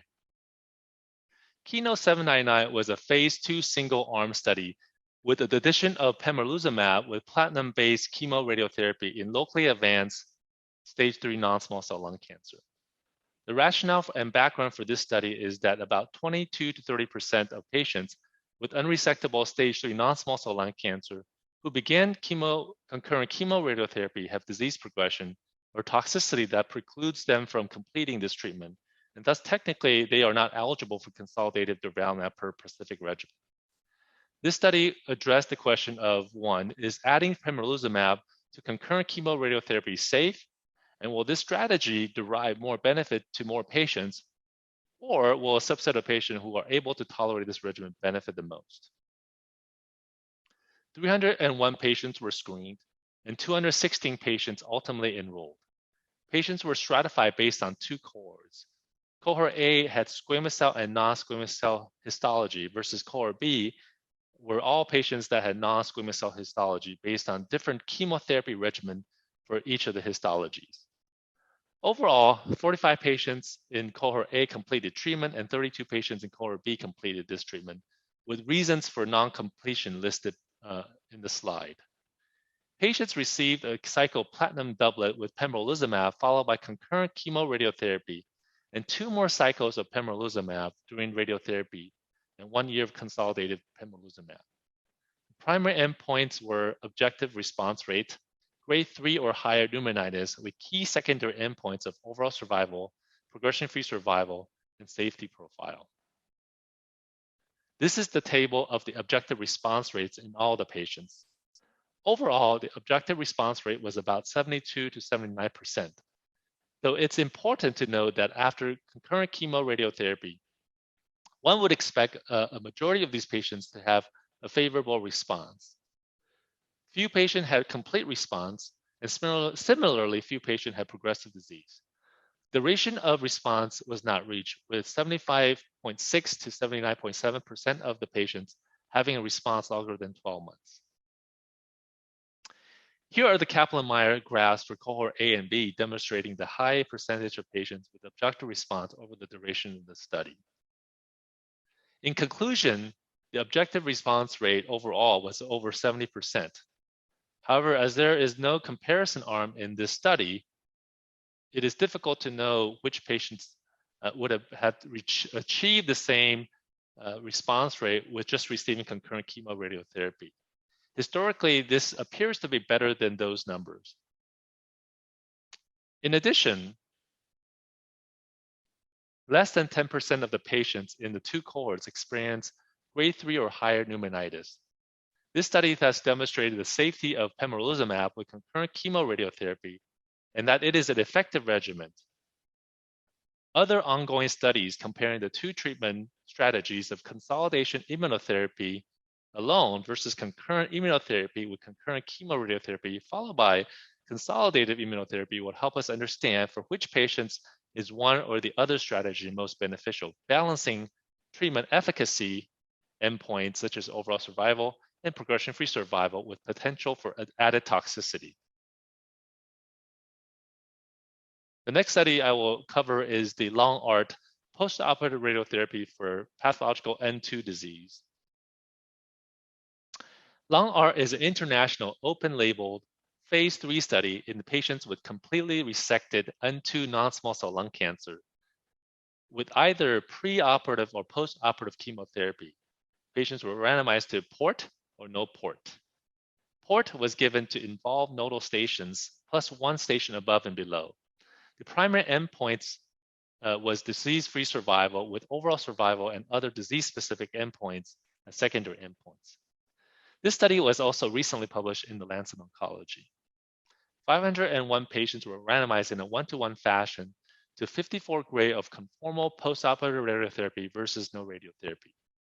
The baseline characteristics were well balanced with 3/4 men in each of the arms, a median age of 61 in both arms. The majority of the patients were former or current smokers. 95% of the patients received preoperative chemotherapy and 45% had single N2 station involvement versus 52% had greater than 2 nodal stations involved. In terms of surgery, about 78 to 81% had a lobectomy and 10 to 12% had a pneumonectomy. The median tumor size was about 33 to 34 millimeter, and 96 to 98% had a pathological N2 disease.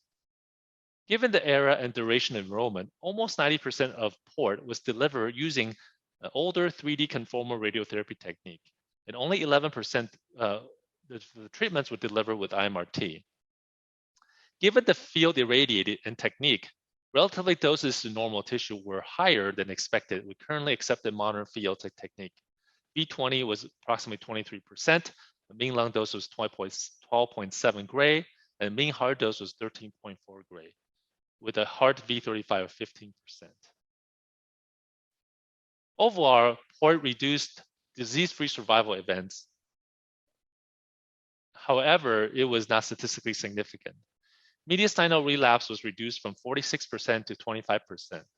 However, this did not translate to overall survival difference. Patients receiving port had higher rates of death due to cardiopulmonary causes, namely 16% versus 2% without port.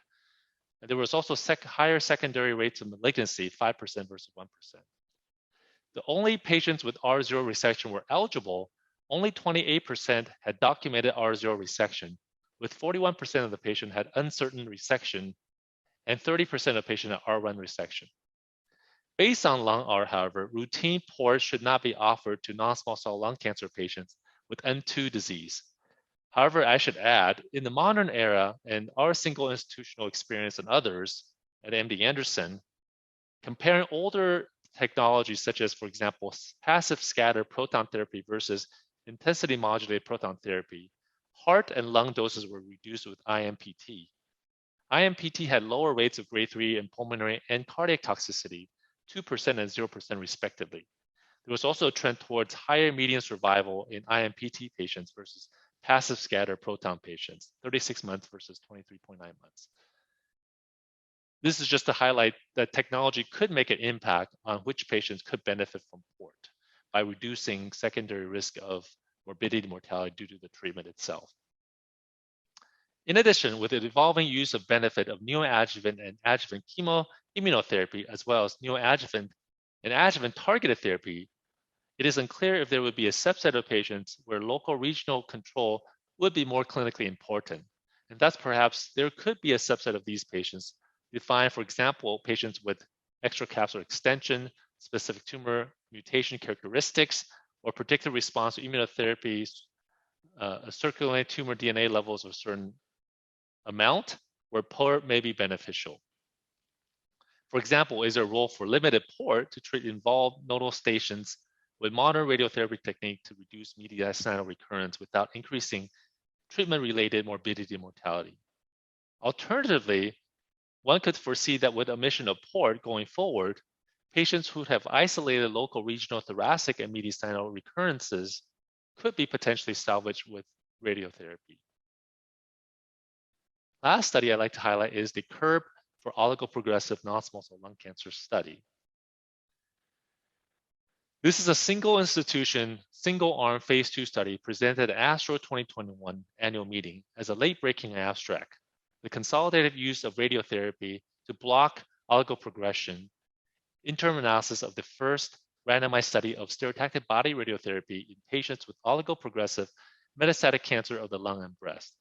The rationale for this study is that some patients have mixed response to systemic therapy. The question really is, what is the best approach for these patients? Typically, the clinical decisions are to switch systemic therapy, to add additional drugs, or to use radiation therapy to treat progressive sites while maintaining the same or switching systemic therapy. We don't have a great understanding as to which of these strategies are most appropriate for our patients. This is the trial design. Patients with metastatic non-small cell lung cancer and breast cancer with less than or equal to 5 sites of extracranial progressive lesions, stratified by histology, number of progressive lesions, receptor status, mutation status, systemic therapy, and then randomized 1-to-1 to SBRT or SABR to all progressive sites versus no SBRT, and consider radiotherapy at the time of progression. Eligible patients had to have at least 1 line of systemic therapy and who have progressed. There was no upfront mandate of the number of metastatic lesions at presentation. At the time of this ASTRO 2021 presentation, 106 of 160 patients had accrued. This is a table of the patient characteristics. Most of the non-small cell lung cancer patients did not have driver mutations. The receipt of immunotherapy, prior radiotherapy, and brain metastases were well balanced in both arms, for both cohorts. The median number of progressive lesions was 2. The median total number of lesions was 4 to 5. And the median lines of prior systemic therapy was 2. RT dose and schedule was at the discretion of the treating physician, with many lesions treated with common regimens such as 27 gray in 3 fractions, 30 gray in 3 fractions, and 30 gray in 5 fractions. In lung patients, the majority of progressive lesions were in lung and lymph nodes. This is the overall outcome in terms of progression-free survival with and without SBRT SABR. Overall PFS was 31 weeks versus 11 weeks, and which was statistically significant. Interestingly, all the benefits appeared to be in patients with non-small cell lung cancer histology compared to breast cancer.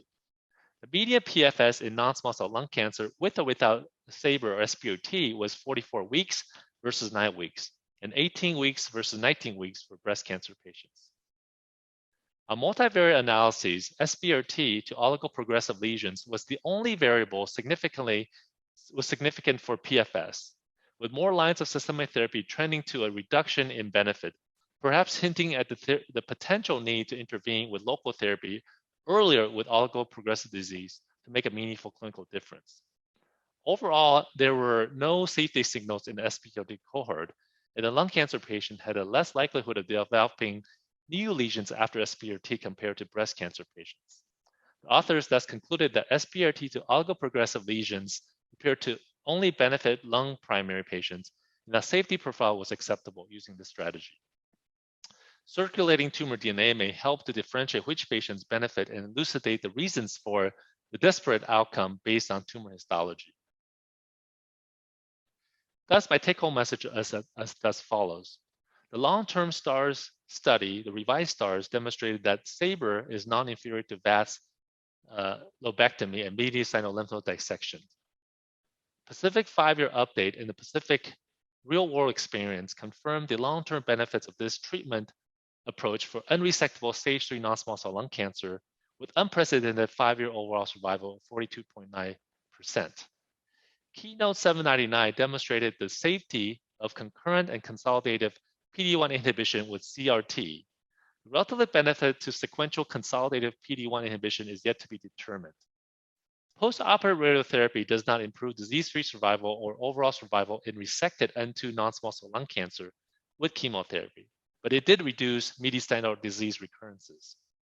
Last but not least, saber to oligoprogressive lesions may improve progression-free survival in lung cancer patients, but not in breast cancer patients. And this would be a good strategy going forward for some of our patients. I want to thank you all again for your attention. It has been a real pleasure and privilege to be a part of the faculty of the 2021 OncoAlert Colloquium. Thank you.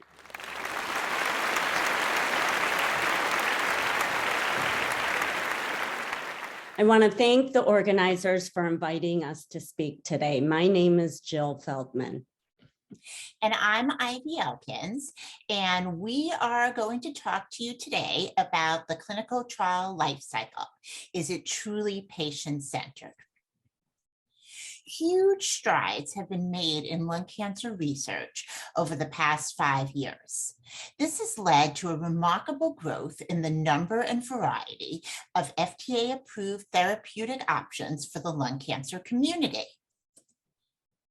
With so many new and promising treatments in the pipeline, the need for clinical trials to test them for safety and efficacy has never been greater. However, as the field of genomics rapidly progresses, clinical trials have become increasingly complex with more and more eligibility criteria.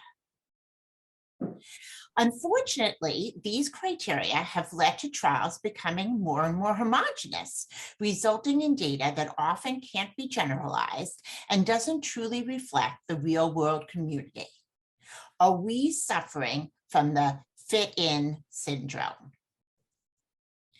Our current clinical trial system is sponsor and investigator-centric, not patient-centric. Yes, trial eligibility criteria are designed for patient safety, but overly restrictive criteria limits diversity and the participation of real-world patients. This impacts applicability. In the real world, clinicians see a diverse group of patients in their practices. They need to understand how all these patients will respond to a new therapy. A 2019 study looked at the difference expanding inclusion criteria can make. This study showed that broadening eligibility criteria to include patients traditionally excluded from trials due to brain mets, kidney function measures, and other cancers would actually double the amount of patients available to participate in clinical trials. In fact, ASCO recently issued new recommendations to expand eligibility criteria in order to make clinical trials more representative and inclusive. They work with shareholders through the cancer research community to develop evidence-based consensus recommendations that are focused on broadening eligibility criteria to make trial populations more reflective of the general cancer population, reduce clinical trial complexity, and exclude patients from trials only when it is warranted due to safety concerns. Here are some examples. Alternate trial designs can be used to include pre-specified cohorts of patients with lower performance status and encourage these patients to be part of trials. These cohorts could be small in size and exploratory in nature and be subject to incremental enrollment to enable an early stopping rule based upon safety data. Including pre-specified cohorts of patients who have received prior therapies could also produce much valuable data. Such cohorts could be evaluated separately from the primary endpoint analysis. Additionally, many washout periods are data-focused, not patient-focused. It's important to carefully consider why a washout period is included and how it might negatively impact patient enrollment. If you haven't already looked at these guidelines, we encourage you to do so. The key takeaway is that the rationale for an exclusion should be fully justified and stated explicitly. We understand that there are times when implementing these guidelines might be challenging, but it is critical to remember that they are important to improve patient care.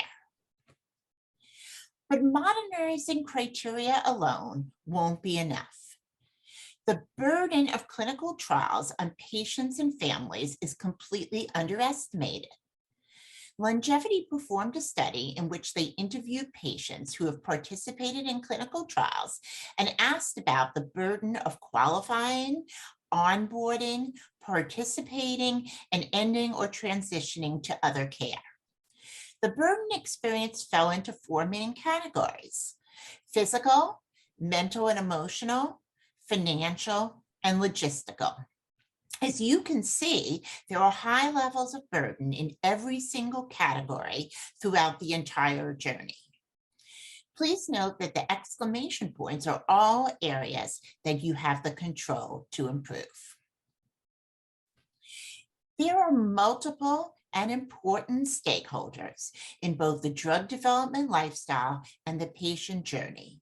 But it is critical to note that only patients and caregivers are impacted by every decision made from the beginning and throughout the entire process. The patient voice must be at the core of research and study design to make sure that research questions are centered around what diverse patients need, not just what researchers want. We have to reimagine a patient-centric clinical trial ecosystem. There needs to be a shift from creating trials for us to creating trials with us to ensure that they are patient-focused. The first question patients ask when discussing treatment with their oncologist is, how will I feel? How will this treatment impact my life, my family? But it's hard to find information because there haven't been many studies regarding patient preferences and harms versus benefits of specific treatments, leaving clinicians and patients to make treatment decisions without complete information. Thankfully, there has been an increase in the use of PROs in clinical trials, but they aren't being used in a patient-centric fashion. Currently, PRO data from clinical trials is collected parsimoniously and rarely used in ways that would benefit patients. In fact, when it is collected from phase 3 trials, it's generally used for reimbursement purposes, not for the benefit of patients or to help clinicians. PRO data should also be collected throughout the entire clinical trial life cycle. The myriad of data from phase 1 and 2 trials can offer early insight into toxicities or whether the treatment alleviates symptoms of the cancer. And it will provide a more comprehensive representation of safety, efficacy, and quality of life in more of a real-world scenario. The data would be valuable to help support early phase registration trials, especially in the oncogene world where phase 3 trials aren't always feasible. And ultimately, the data will better inform the collection of PRO data in larger, later phase 3 trials. But most phase 1 and phase 2 clinical trials do not collect PRO data, which is surprising because the patient is the only reliable source of data on quality of life, severity of symptoms and side effects, and how they impact a person's everyday life. Not collecting the data is a lost opportunity to identify any hurdles or opportunities early on. But more importantly, phase 1 and 2 trials are more of a real world scenario, and the data collected could guide decisions regarding dosing. The dose selection process has to change. If clinical trials are to be patient-centered, then there needs to be a focus on avoiding unnecessary and harmful toxicities. And it's important because there is an increasing evidence of the discordance between patient and clinician reporting in early phase trial. And we're not saying that patient-reported outcomes should replace clinician reporting, but they should complement them. And here's an example. The EGFR resistors collaborated with Longevity to conduct Project Priority, which is an IRB approved survey that captured real world experience of members on treatment.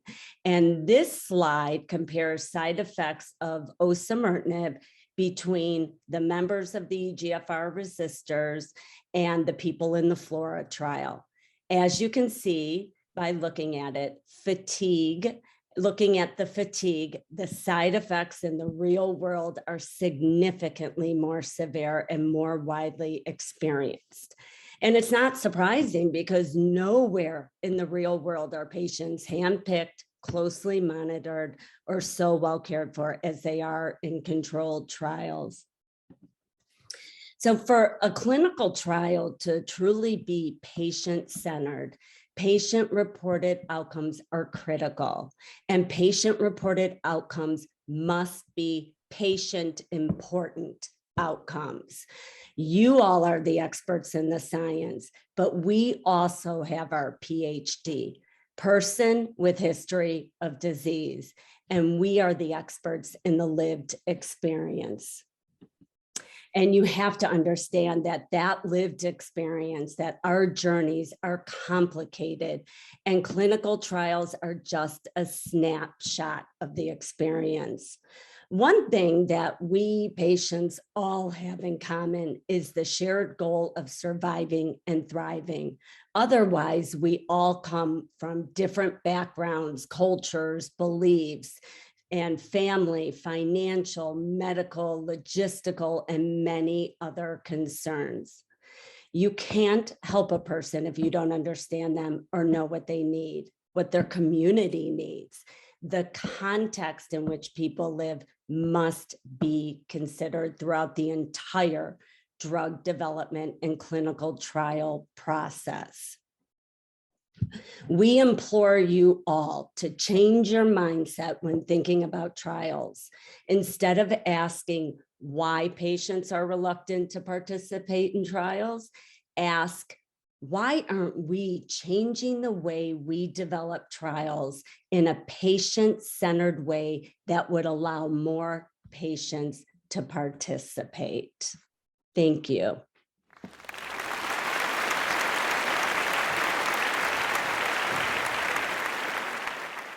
Hello, my name is Professor Andrew Davies. I'm the Professor of Palliative Medicine at Trinity College Dublin, University College Dublin, and Our Lady's Hospice in Dublin. I'm also the current president of MASCC, the Multinational Association of Supportive Care in Cancer. And what I'd like to do today is talk about supportive care in 2022, and specifically talk about what supportive care is and what it isn't. And look at the impact of the COVID-19 pandemic on supportive care, the current impact, and probably as importantly, the future impact on our services and on our patients and their carers.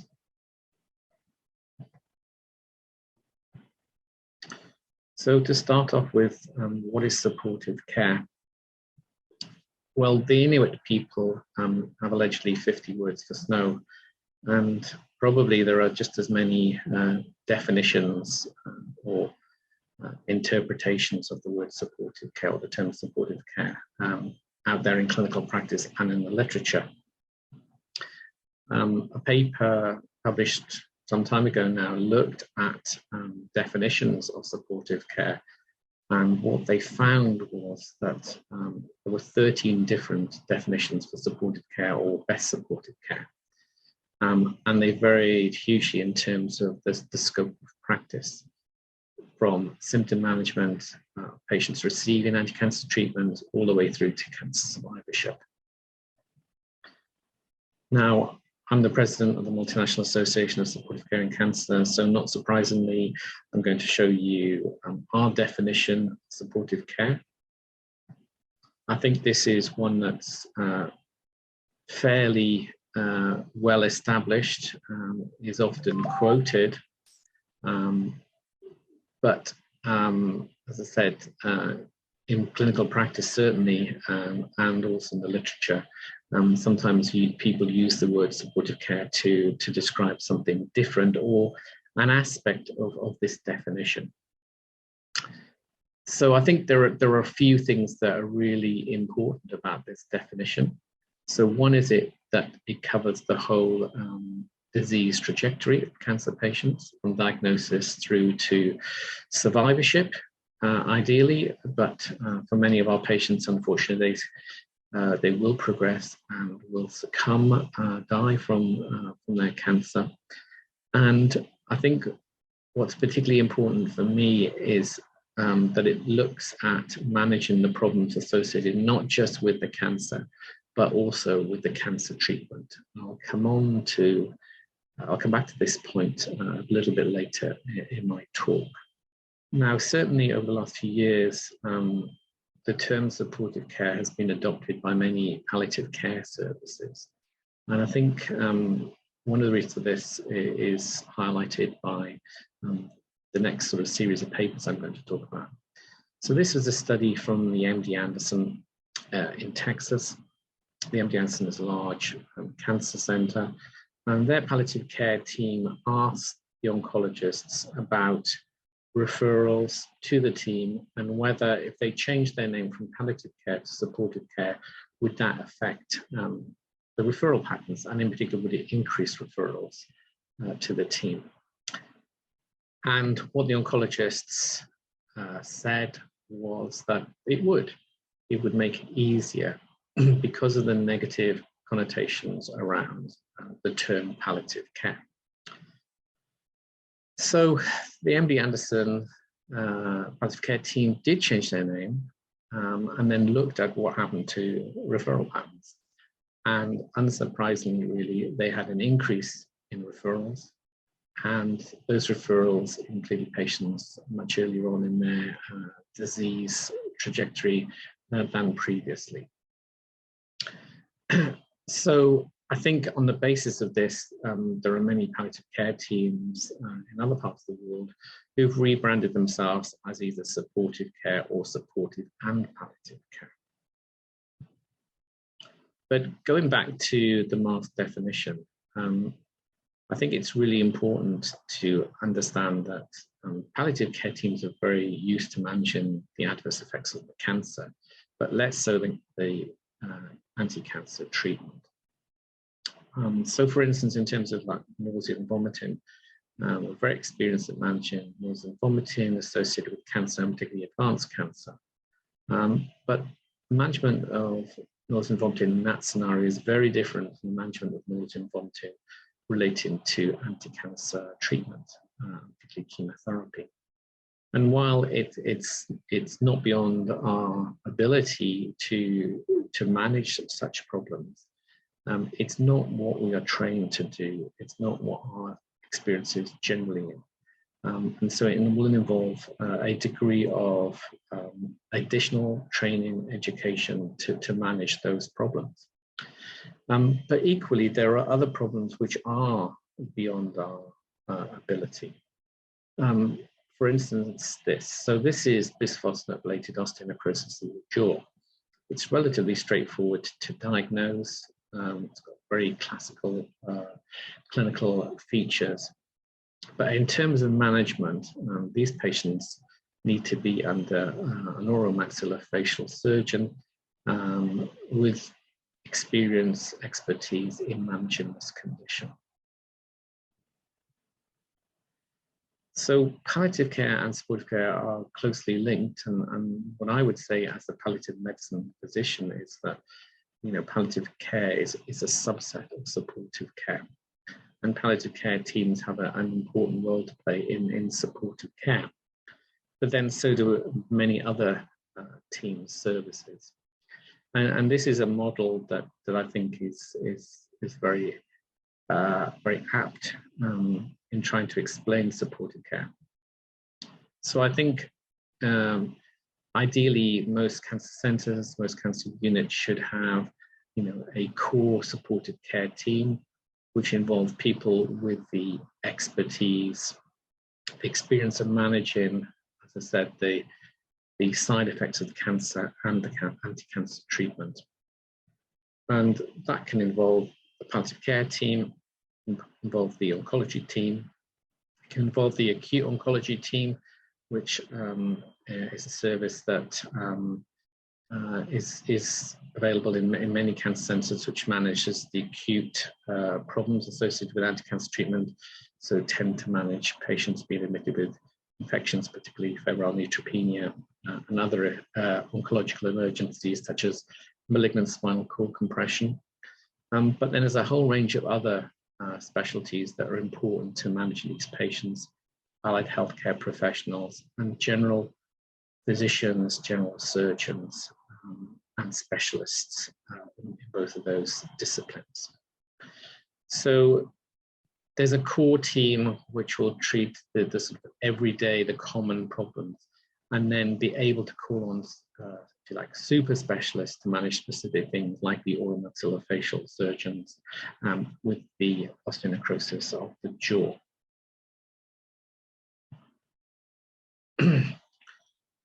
So, talking about COVID and the impact of COVID on our services, I don't need to really tell any of you watching this this video how devastating COVID has been generally, how it's impacted on oncology, on the patients, their families, and importantly as well, are the healthcare professionals looking after these patients.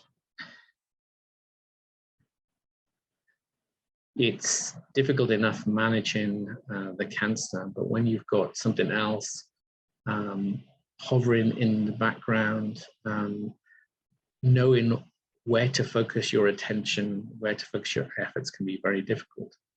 And I think particularly with a disease that we didn't know much about, that appeared to have very high mortality, certainly initially, there was a focus on trying to limit the impact of COVID on the population and on this group of patients. And at times, the cancer issue was sidelined, and particularly when hospitals were swamped with patients with COVID. Patients with cancer and other illnesses tended to have to have their treatment ameliorated in some ways, which often had a negative effect on outcomes. And I think what is very clear is that, while we have seen waves of acute infections and waves of admissions to hospital and deaths, in terms of the problems that we're likely to see, I think we haven't reached the peak yet. And that's probably going to happen over the next year or so. And probably the effects are going to persist for many, many years. So this was an editorial that was published at the end of 2020, looking at the impact of COVID-19 on supportive care services. And most of the literature at that time was around how services were adapting to the sort of need for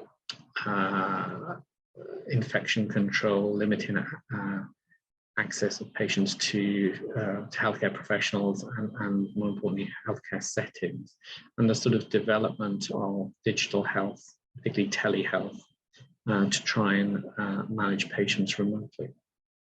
In terms of outcomes, to date, there's been relatively little published.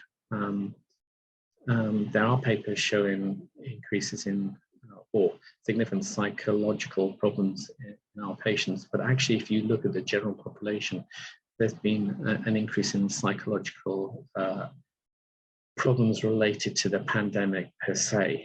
And so it's difficult to differentiate whether there's been a greater effect in patients with cancer. Certainly, many of our patients have been concerned about seeking help in hospital.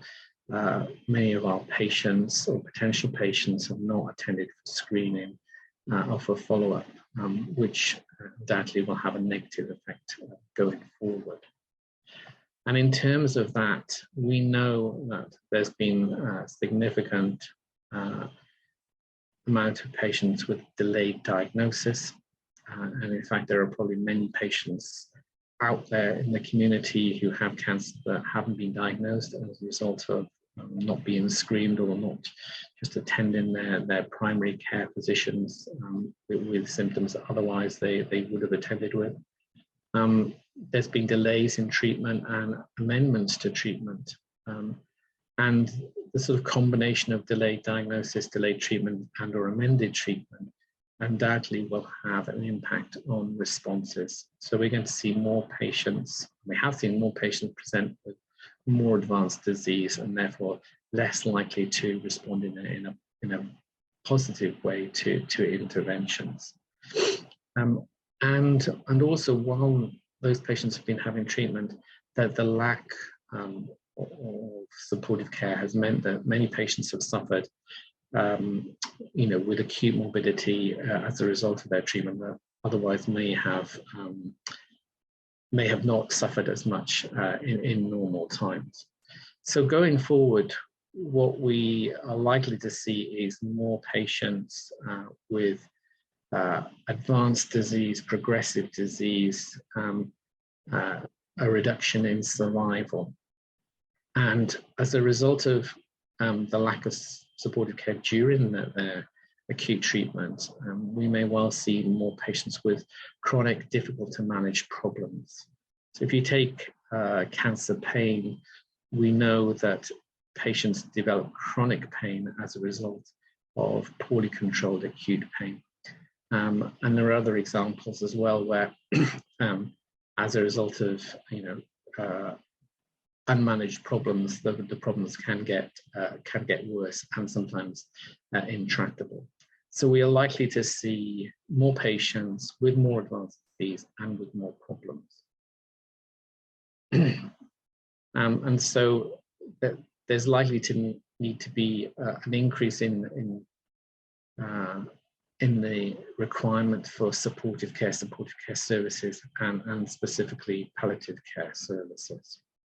So we know this is coming and we need to plan for this. But the other thing that we need to understand is that these patients coming through will be different from maybe the patients we were seeing a year, 2 years ago. And so we need to make sure that we audit our practice and we undertake research to ensure that we are giving the patients the best options for management of these problems. We also need to think about the interactions between COVID and particularly long COVID and these problems.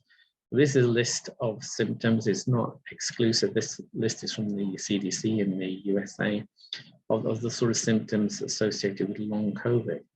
And many of these symptoms you will see in patients with cancer, either as a result of their disease or their anti-cancer treatment. So the problem is when we see patients with these symptoms, is it due to their cancer treatment, their long COVID, or a combination of the two? And how do you manage these symptoms? Because it's likely that the management will vary according to the underlying disease. So there's a lot of unknowns going forward. But what is clear is that COVID will have an effect on our patient group for many years to come. And if you just look at some of these symptoms on this list, it may be that patients with severe long COVID symptoms may actually not be well enough to continue with their anti-cancer treatment, or may decide not to continue with their anti-cancer treatment. So again, having negative effects on their outcomes. And one other thing that may or may not be relevant is the effect of the virus on the immune system. So there is a potential that we may see an increase in viral related tumors as a result of the pandemic, which clearly will add to the workload. So there's lots of unknowns going forward, but we know there are problems on the way and a significant number of patients with problems on the way. So we need to plan ahead. We need to think about investing in supportive and palliative care services to meet the demand. And as I've already said, we need to ensure that we collect data, undertake research to make sure that whatever we do is the best for our patients. So I just want to finish with a few comments. There have been huge developments in oncology over the last 20 years.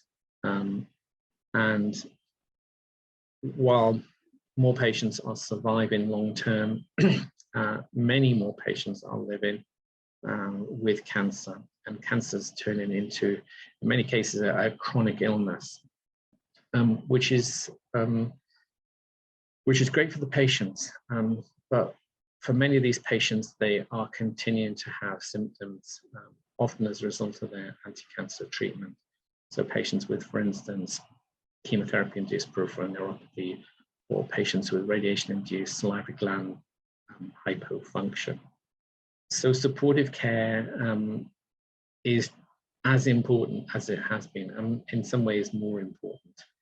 And I think we all need to acknowledge this and ensure that our patients have access to professionals who can help to manage with these problems. I think the other thing is the data shows that supportive care allows oncologists and patients to complete their treatment, the management of the acute toxicity of treatment, or things such as mucositis and febrile neutropenia, ensures that patients' treatment continues, that they get the best possible outcome from their treatment.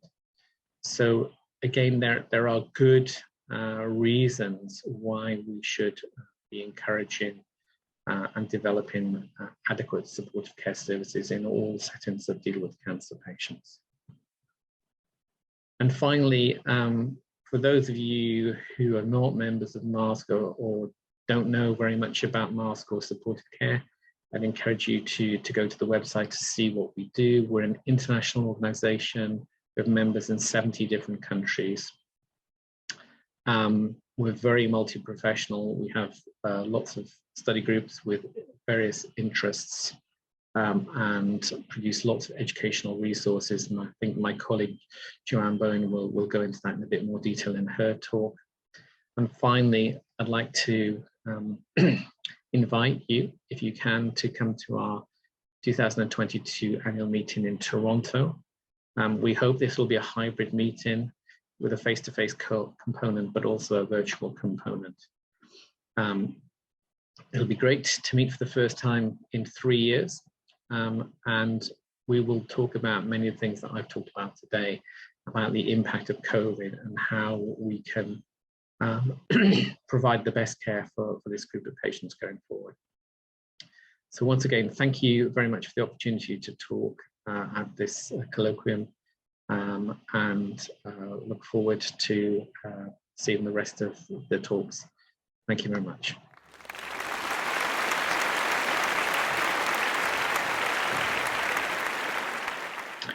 Hi, my name is Joanne Bowen, and I'm going to talk to you today about the MASCC study groups and highlight some of the recent MASCC study group clinical practice guidelines. So what are MASCC study groups? These are interest groups devoted to specific topic areas in supportive care.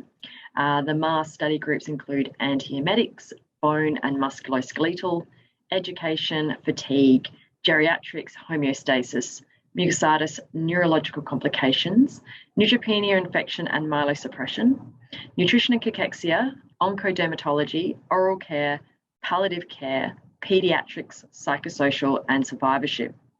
Now, within a number of the MASCC study groups are subgroups, and these are groups that are dedicated to addressing emerging areas in supportive care.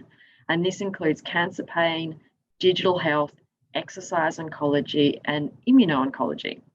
And MASCC members can be active in up to 3 groups at a time.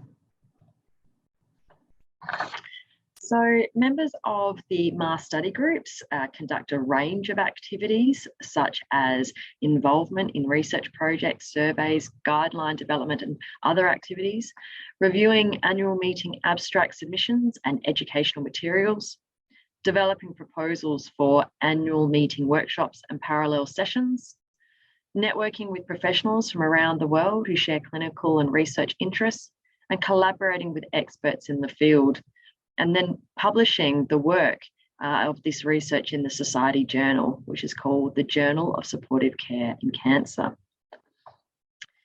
So education material for care providers and patients have been developed by a number of the MASCC study groups. The first was the MASCC Anti-Emesis tool, or MAT for short.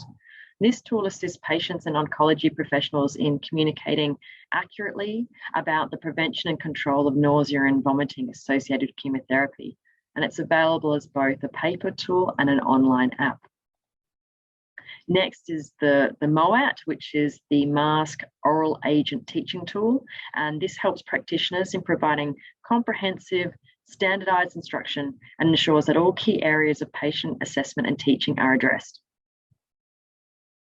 The MASCC EGFR inhibitor skin toxicity tool, or the MESTT, is next, and it was developed to assist oncology health professionals with the monitoring and reporting of dermatologic adverse effects in patients treated with epidermal growth factor receptor inhibitors.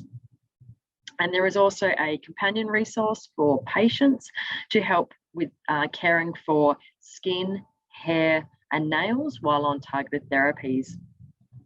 And finally, there is educational material for patients and care providers to assist with managing oral mucositis in different treatment settings. The study group workshops are held at the annual MASCC meetings, and they are always a highlight for research and an opportunity to form new connections. Over the past few years, these workshops have ranged in theme from managing symptoms during cancer survivorship to discussing new developments in supportive care and immunotherapy. Often these workshops are hosted by 2 or more study groups in a collaborative manner, which also highlights the cross-disciplinary nature of supportive care in MASCC. And just a few of the workshop titles have been placed on the screen today. In 2022, at the MASCC annual meeting, there will again be workshops with dynamic and exciting topics, including digital solutions for survivorship, collecting big data to improve supportive care, and best practice in the use of complementary and alternative medicine in older patients with cancer post-COVID-19. So now on to the guidelines. The generation of guidelines has been a key activity of MASCC and the study groups for decades now. These aim to assist with clinical decision-making to improve outcomes for a range of treatment complications. MASCC is committed to updating the guidelines regularly, making these resources freely accessible, and translating into multiple languages wherever possible. The development of all guidelines abides to the MASCC guidelines policy, and this includes moving through a strict process of identifying a topic, conducting a systematic review of the literature, adhering to quality evaluation and data extraction methodology, and having the MASCC Guidelines Committee review all material before submitting for publication. The MASCC study group, in mucositis, I should say, has been involved in generating clinical practice guidelines for the management of oral and gastrointestinal mucositis since the early 2000s. They have been most recently updated in 2020 with the summary guidelines published open access in the journal Cancer. In addition, there were a number of intervention-specific guidelines papers published in the Journal of Supportive Care in Cancer across 2019 and 2020. And these specific papers include the use of anti-inflammatory agents, growth factors and cytokines, and cryotherapy, to name just a few. For the first time ever, the group have also conducted a sub-analysis of interventions for mucositis in pediatric patients, and this was published in 2021. In 2021, there are a number of guidelines or updates to guidelines in the management of nausea and vomiting in advanced cancer and in the setting of bowel obstruction. There was also a new paper published on the expert opinion and guidance for use of clinically assisted nutrition in patients with advanced cancer. And these initiatives have been through the study groups, both palliative care and antiemetics. At the end of 2020, there were a set of papers published in the Journal of Supportive Care in Cancer. This was a group of recommendations for management of different immunotherapy-related side effects, including endocrinopathologies, cardiovascular, rheumatic, and renal toxicities, pulmonary toxicity, dermatological toxicities, and gastrointestinal and hepatic toxicities, all in response to checkpoint inhibitors. A particular area that this work was around a gap in the field, which was how to best manage severe toxicities. They were classified as recommendations rather than guidelines, since the management of immunotherapy adverse events is primarily based on clinical recommendations from experience based on clinical trials, general clinical consensus, and daily clinical practice.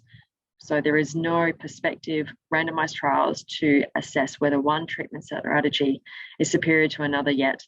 Although these recommendations are widely accepted, the level of evidence is too low to constitute a guideline based on the MASCC policy.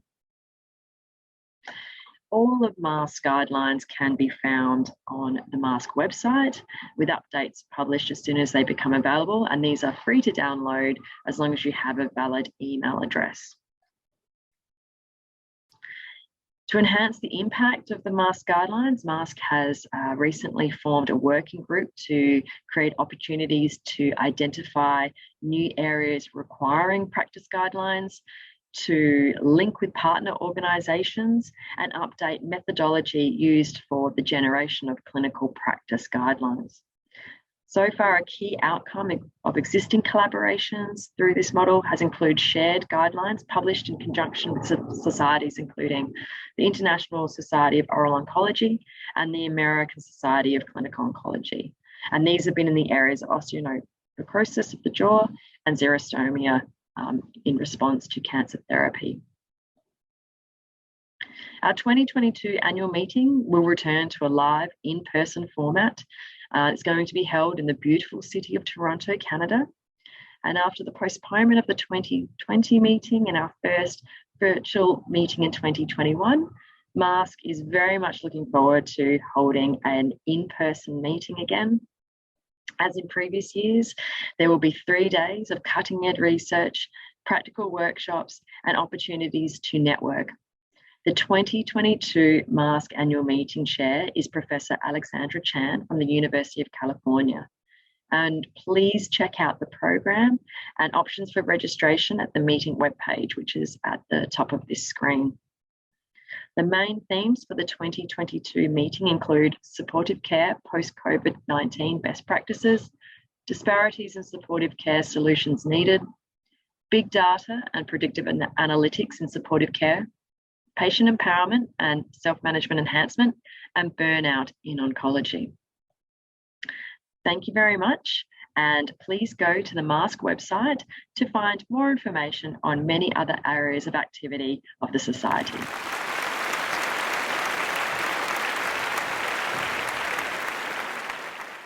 Thank you all for joining us for this day 2, and a warm invitation to join us tomorrow for day 3 of this colloquium, when we will be discussing the year in review in breast cancer with an amazing faculty.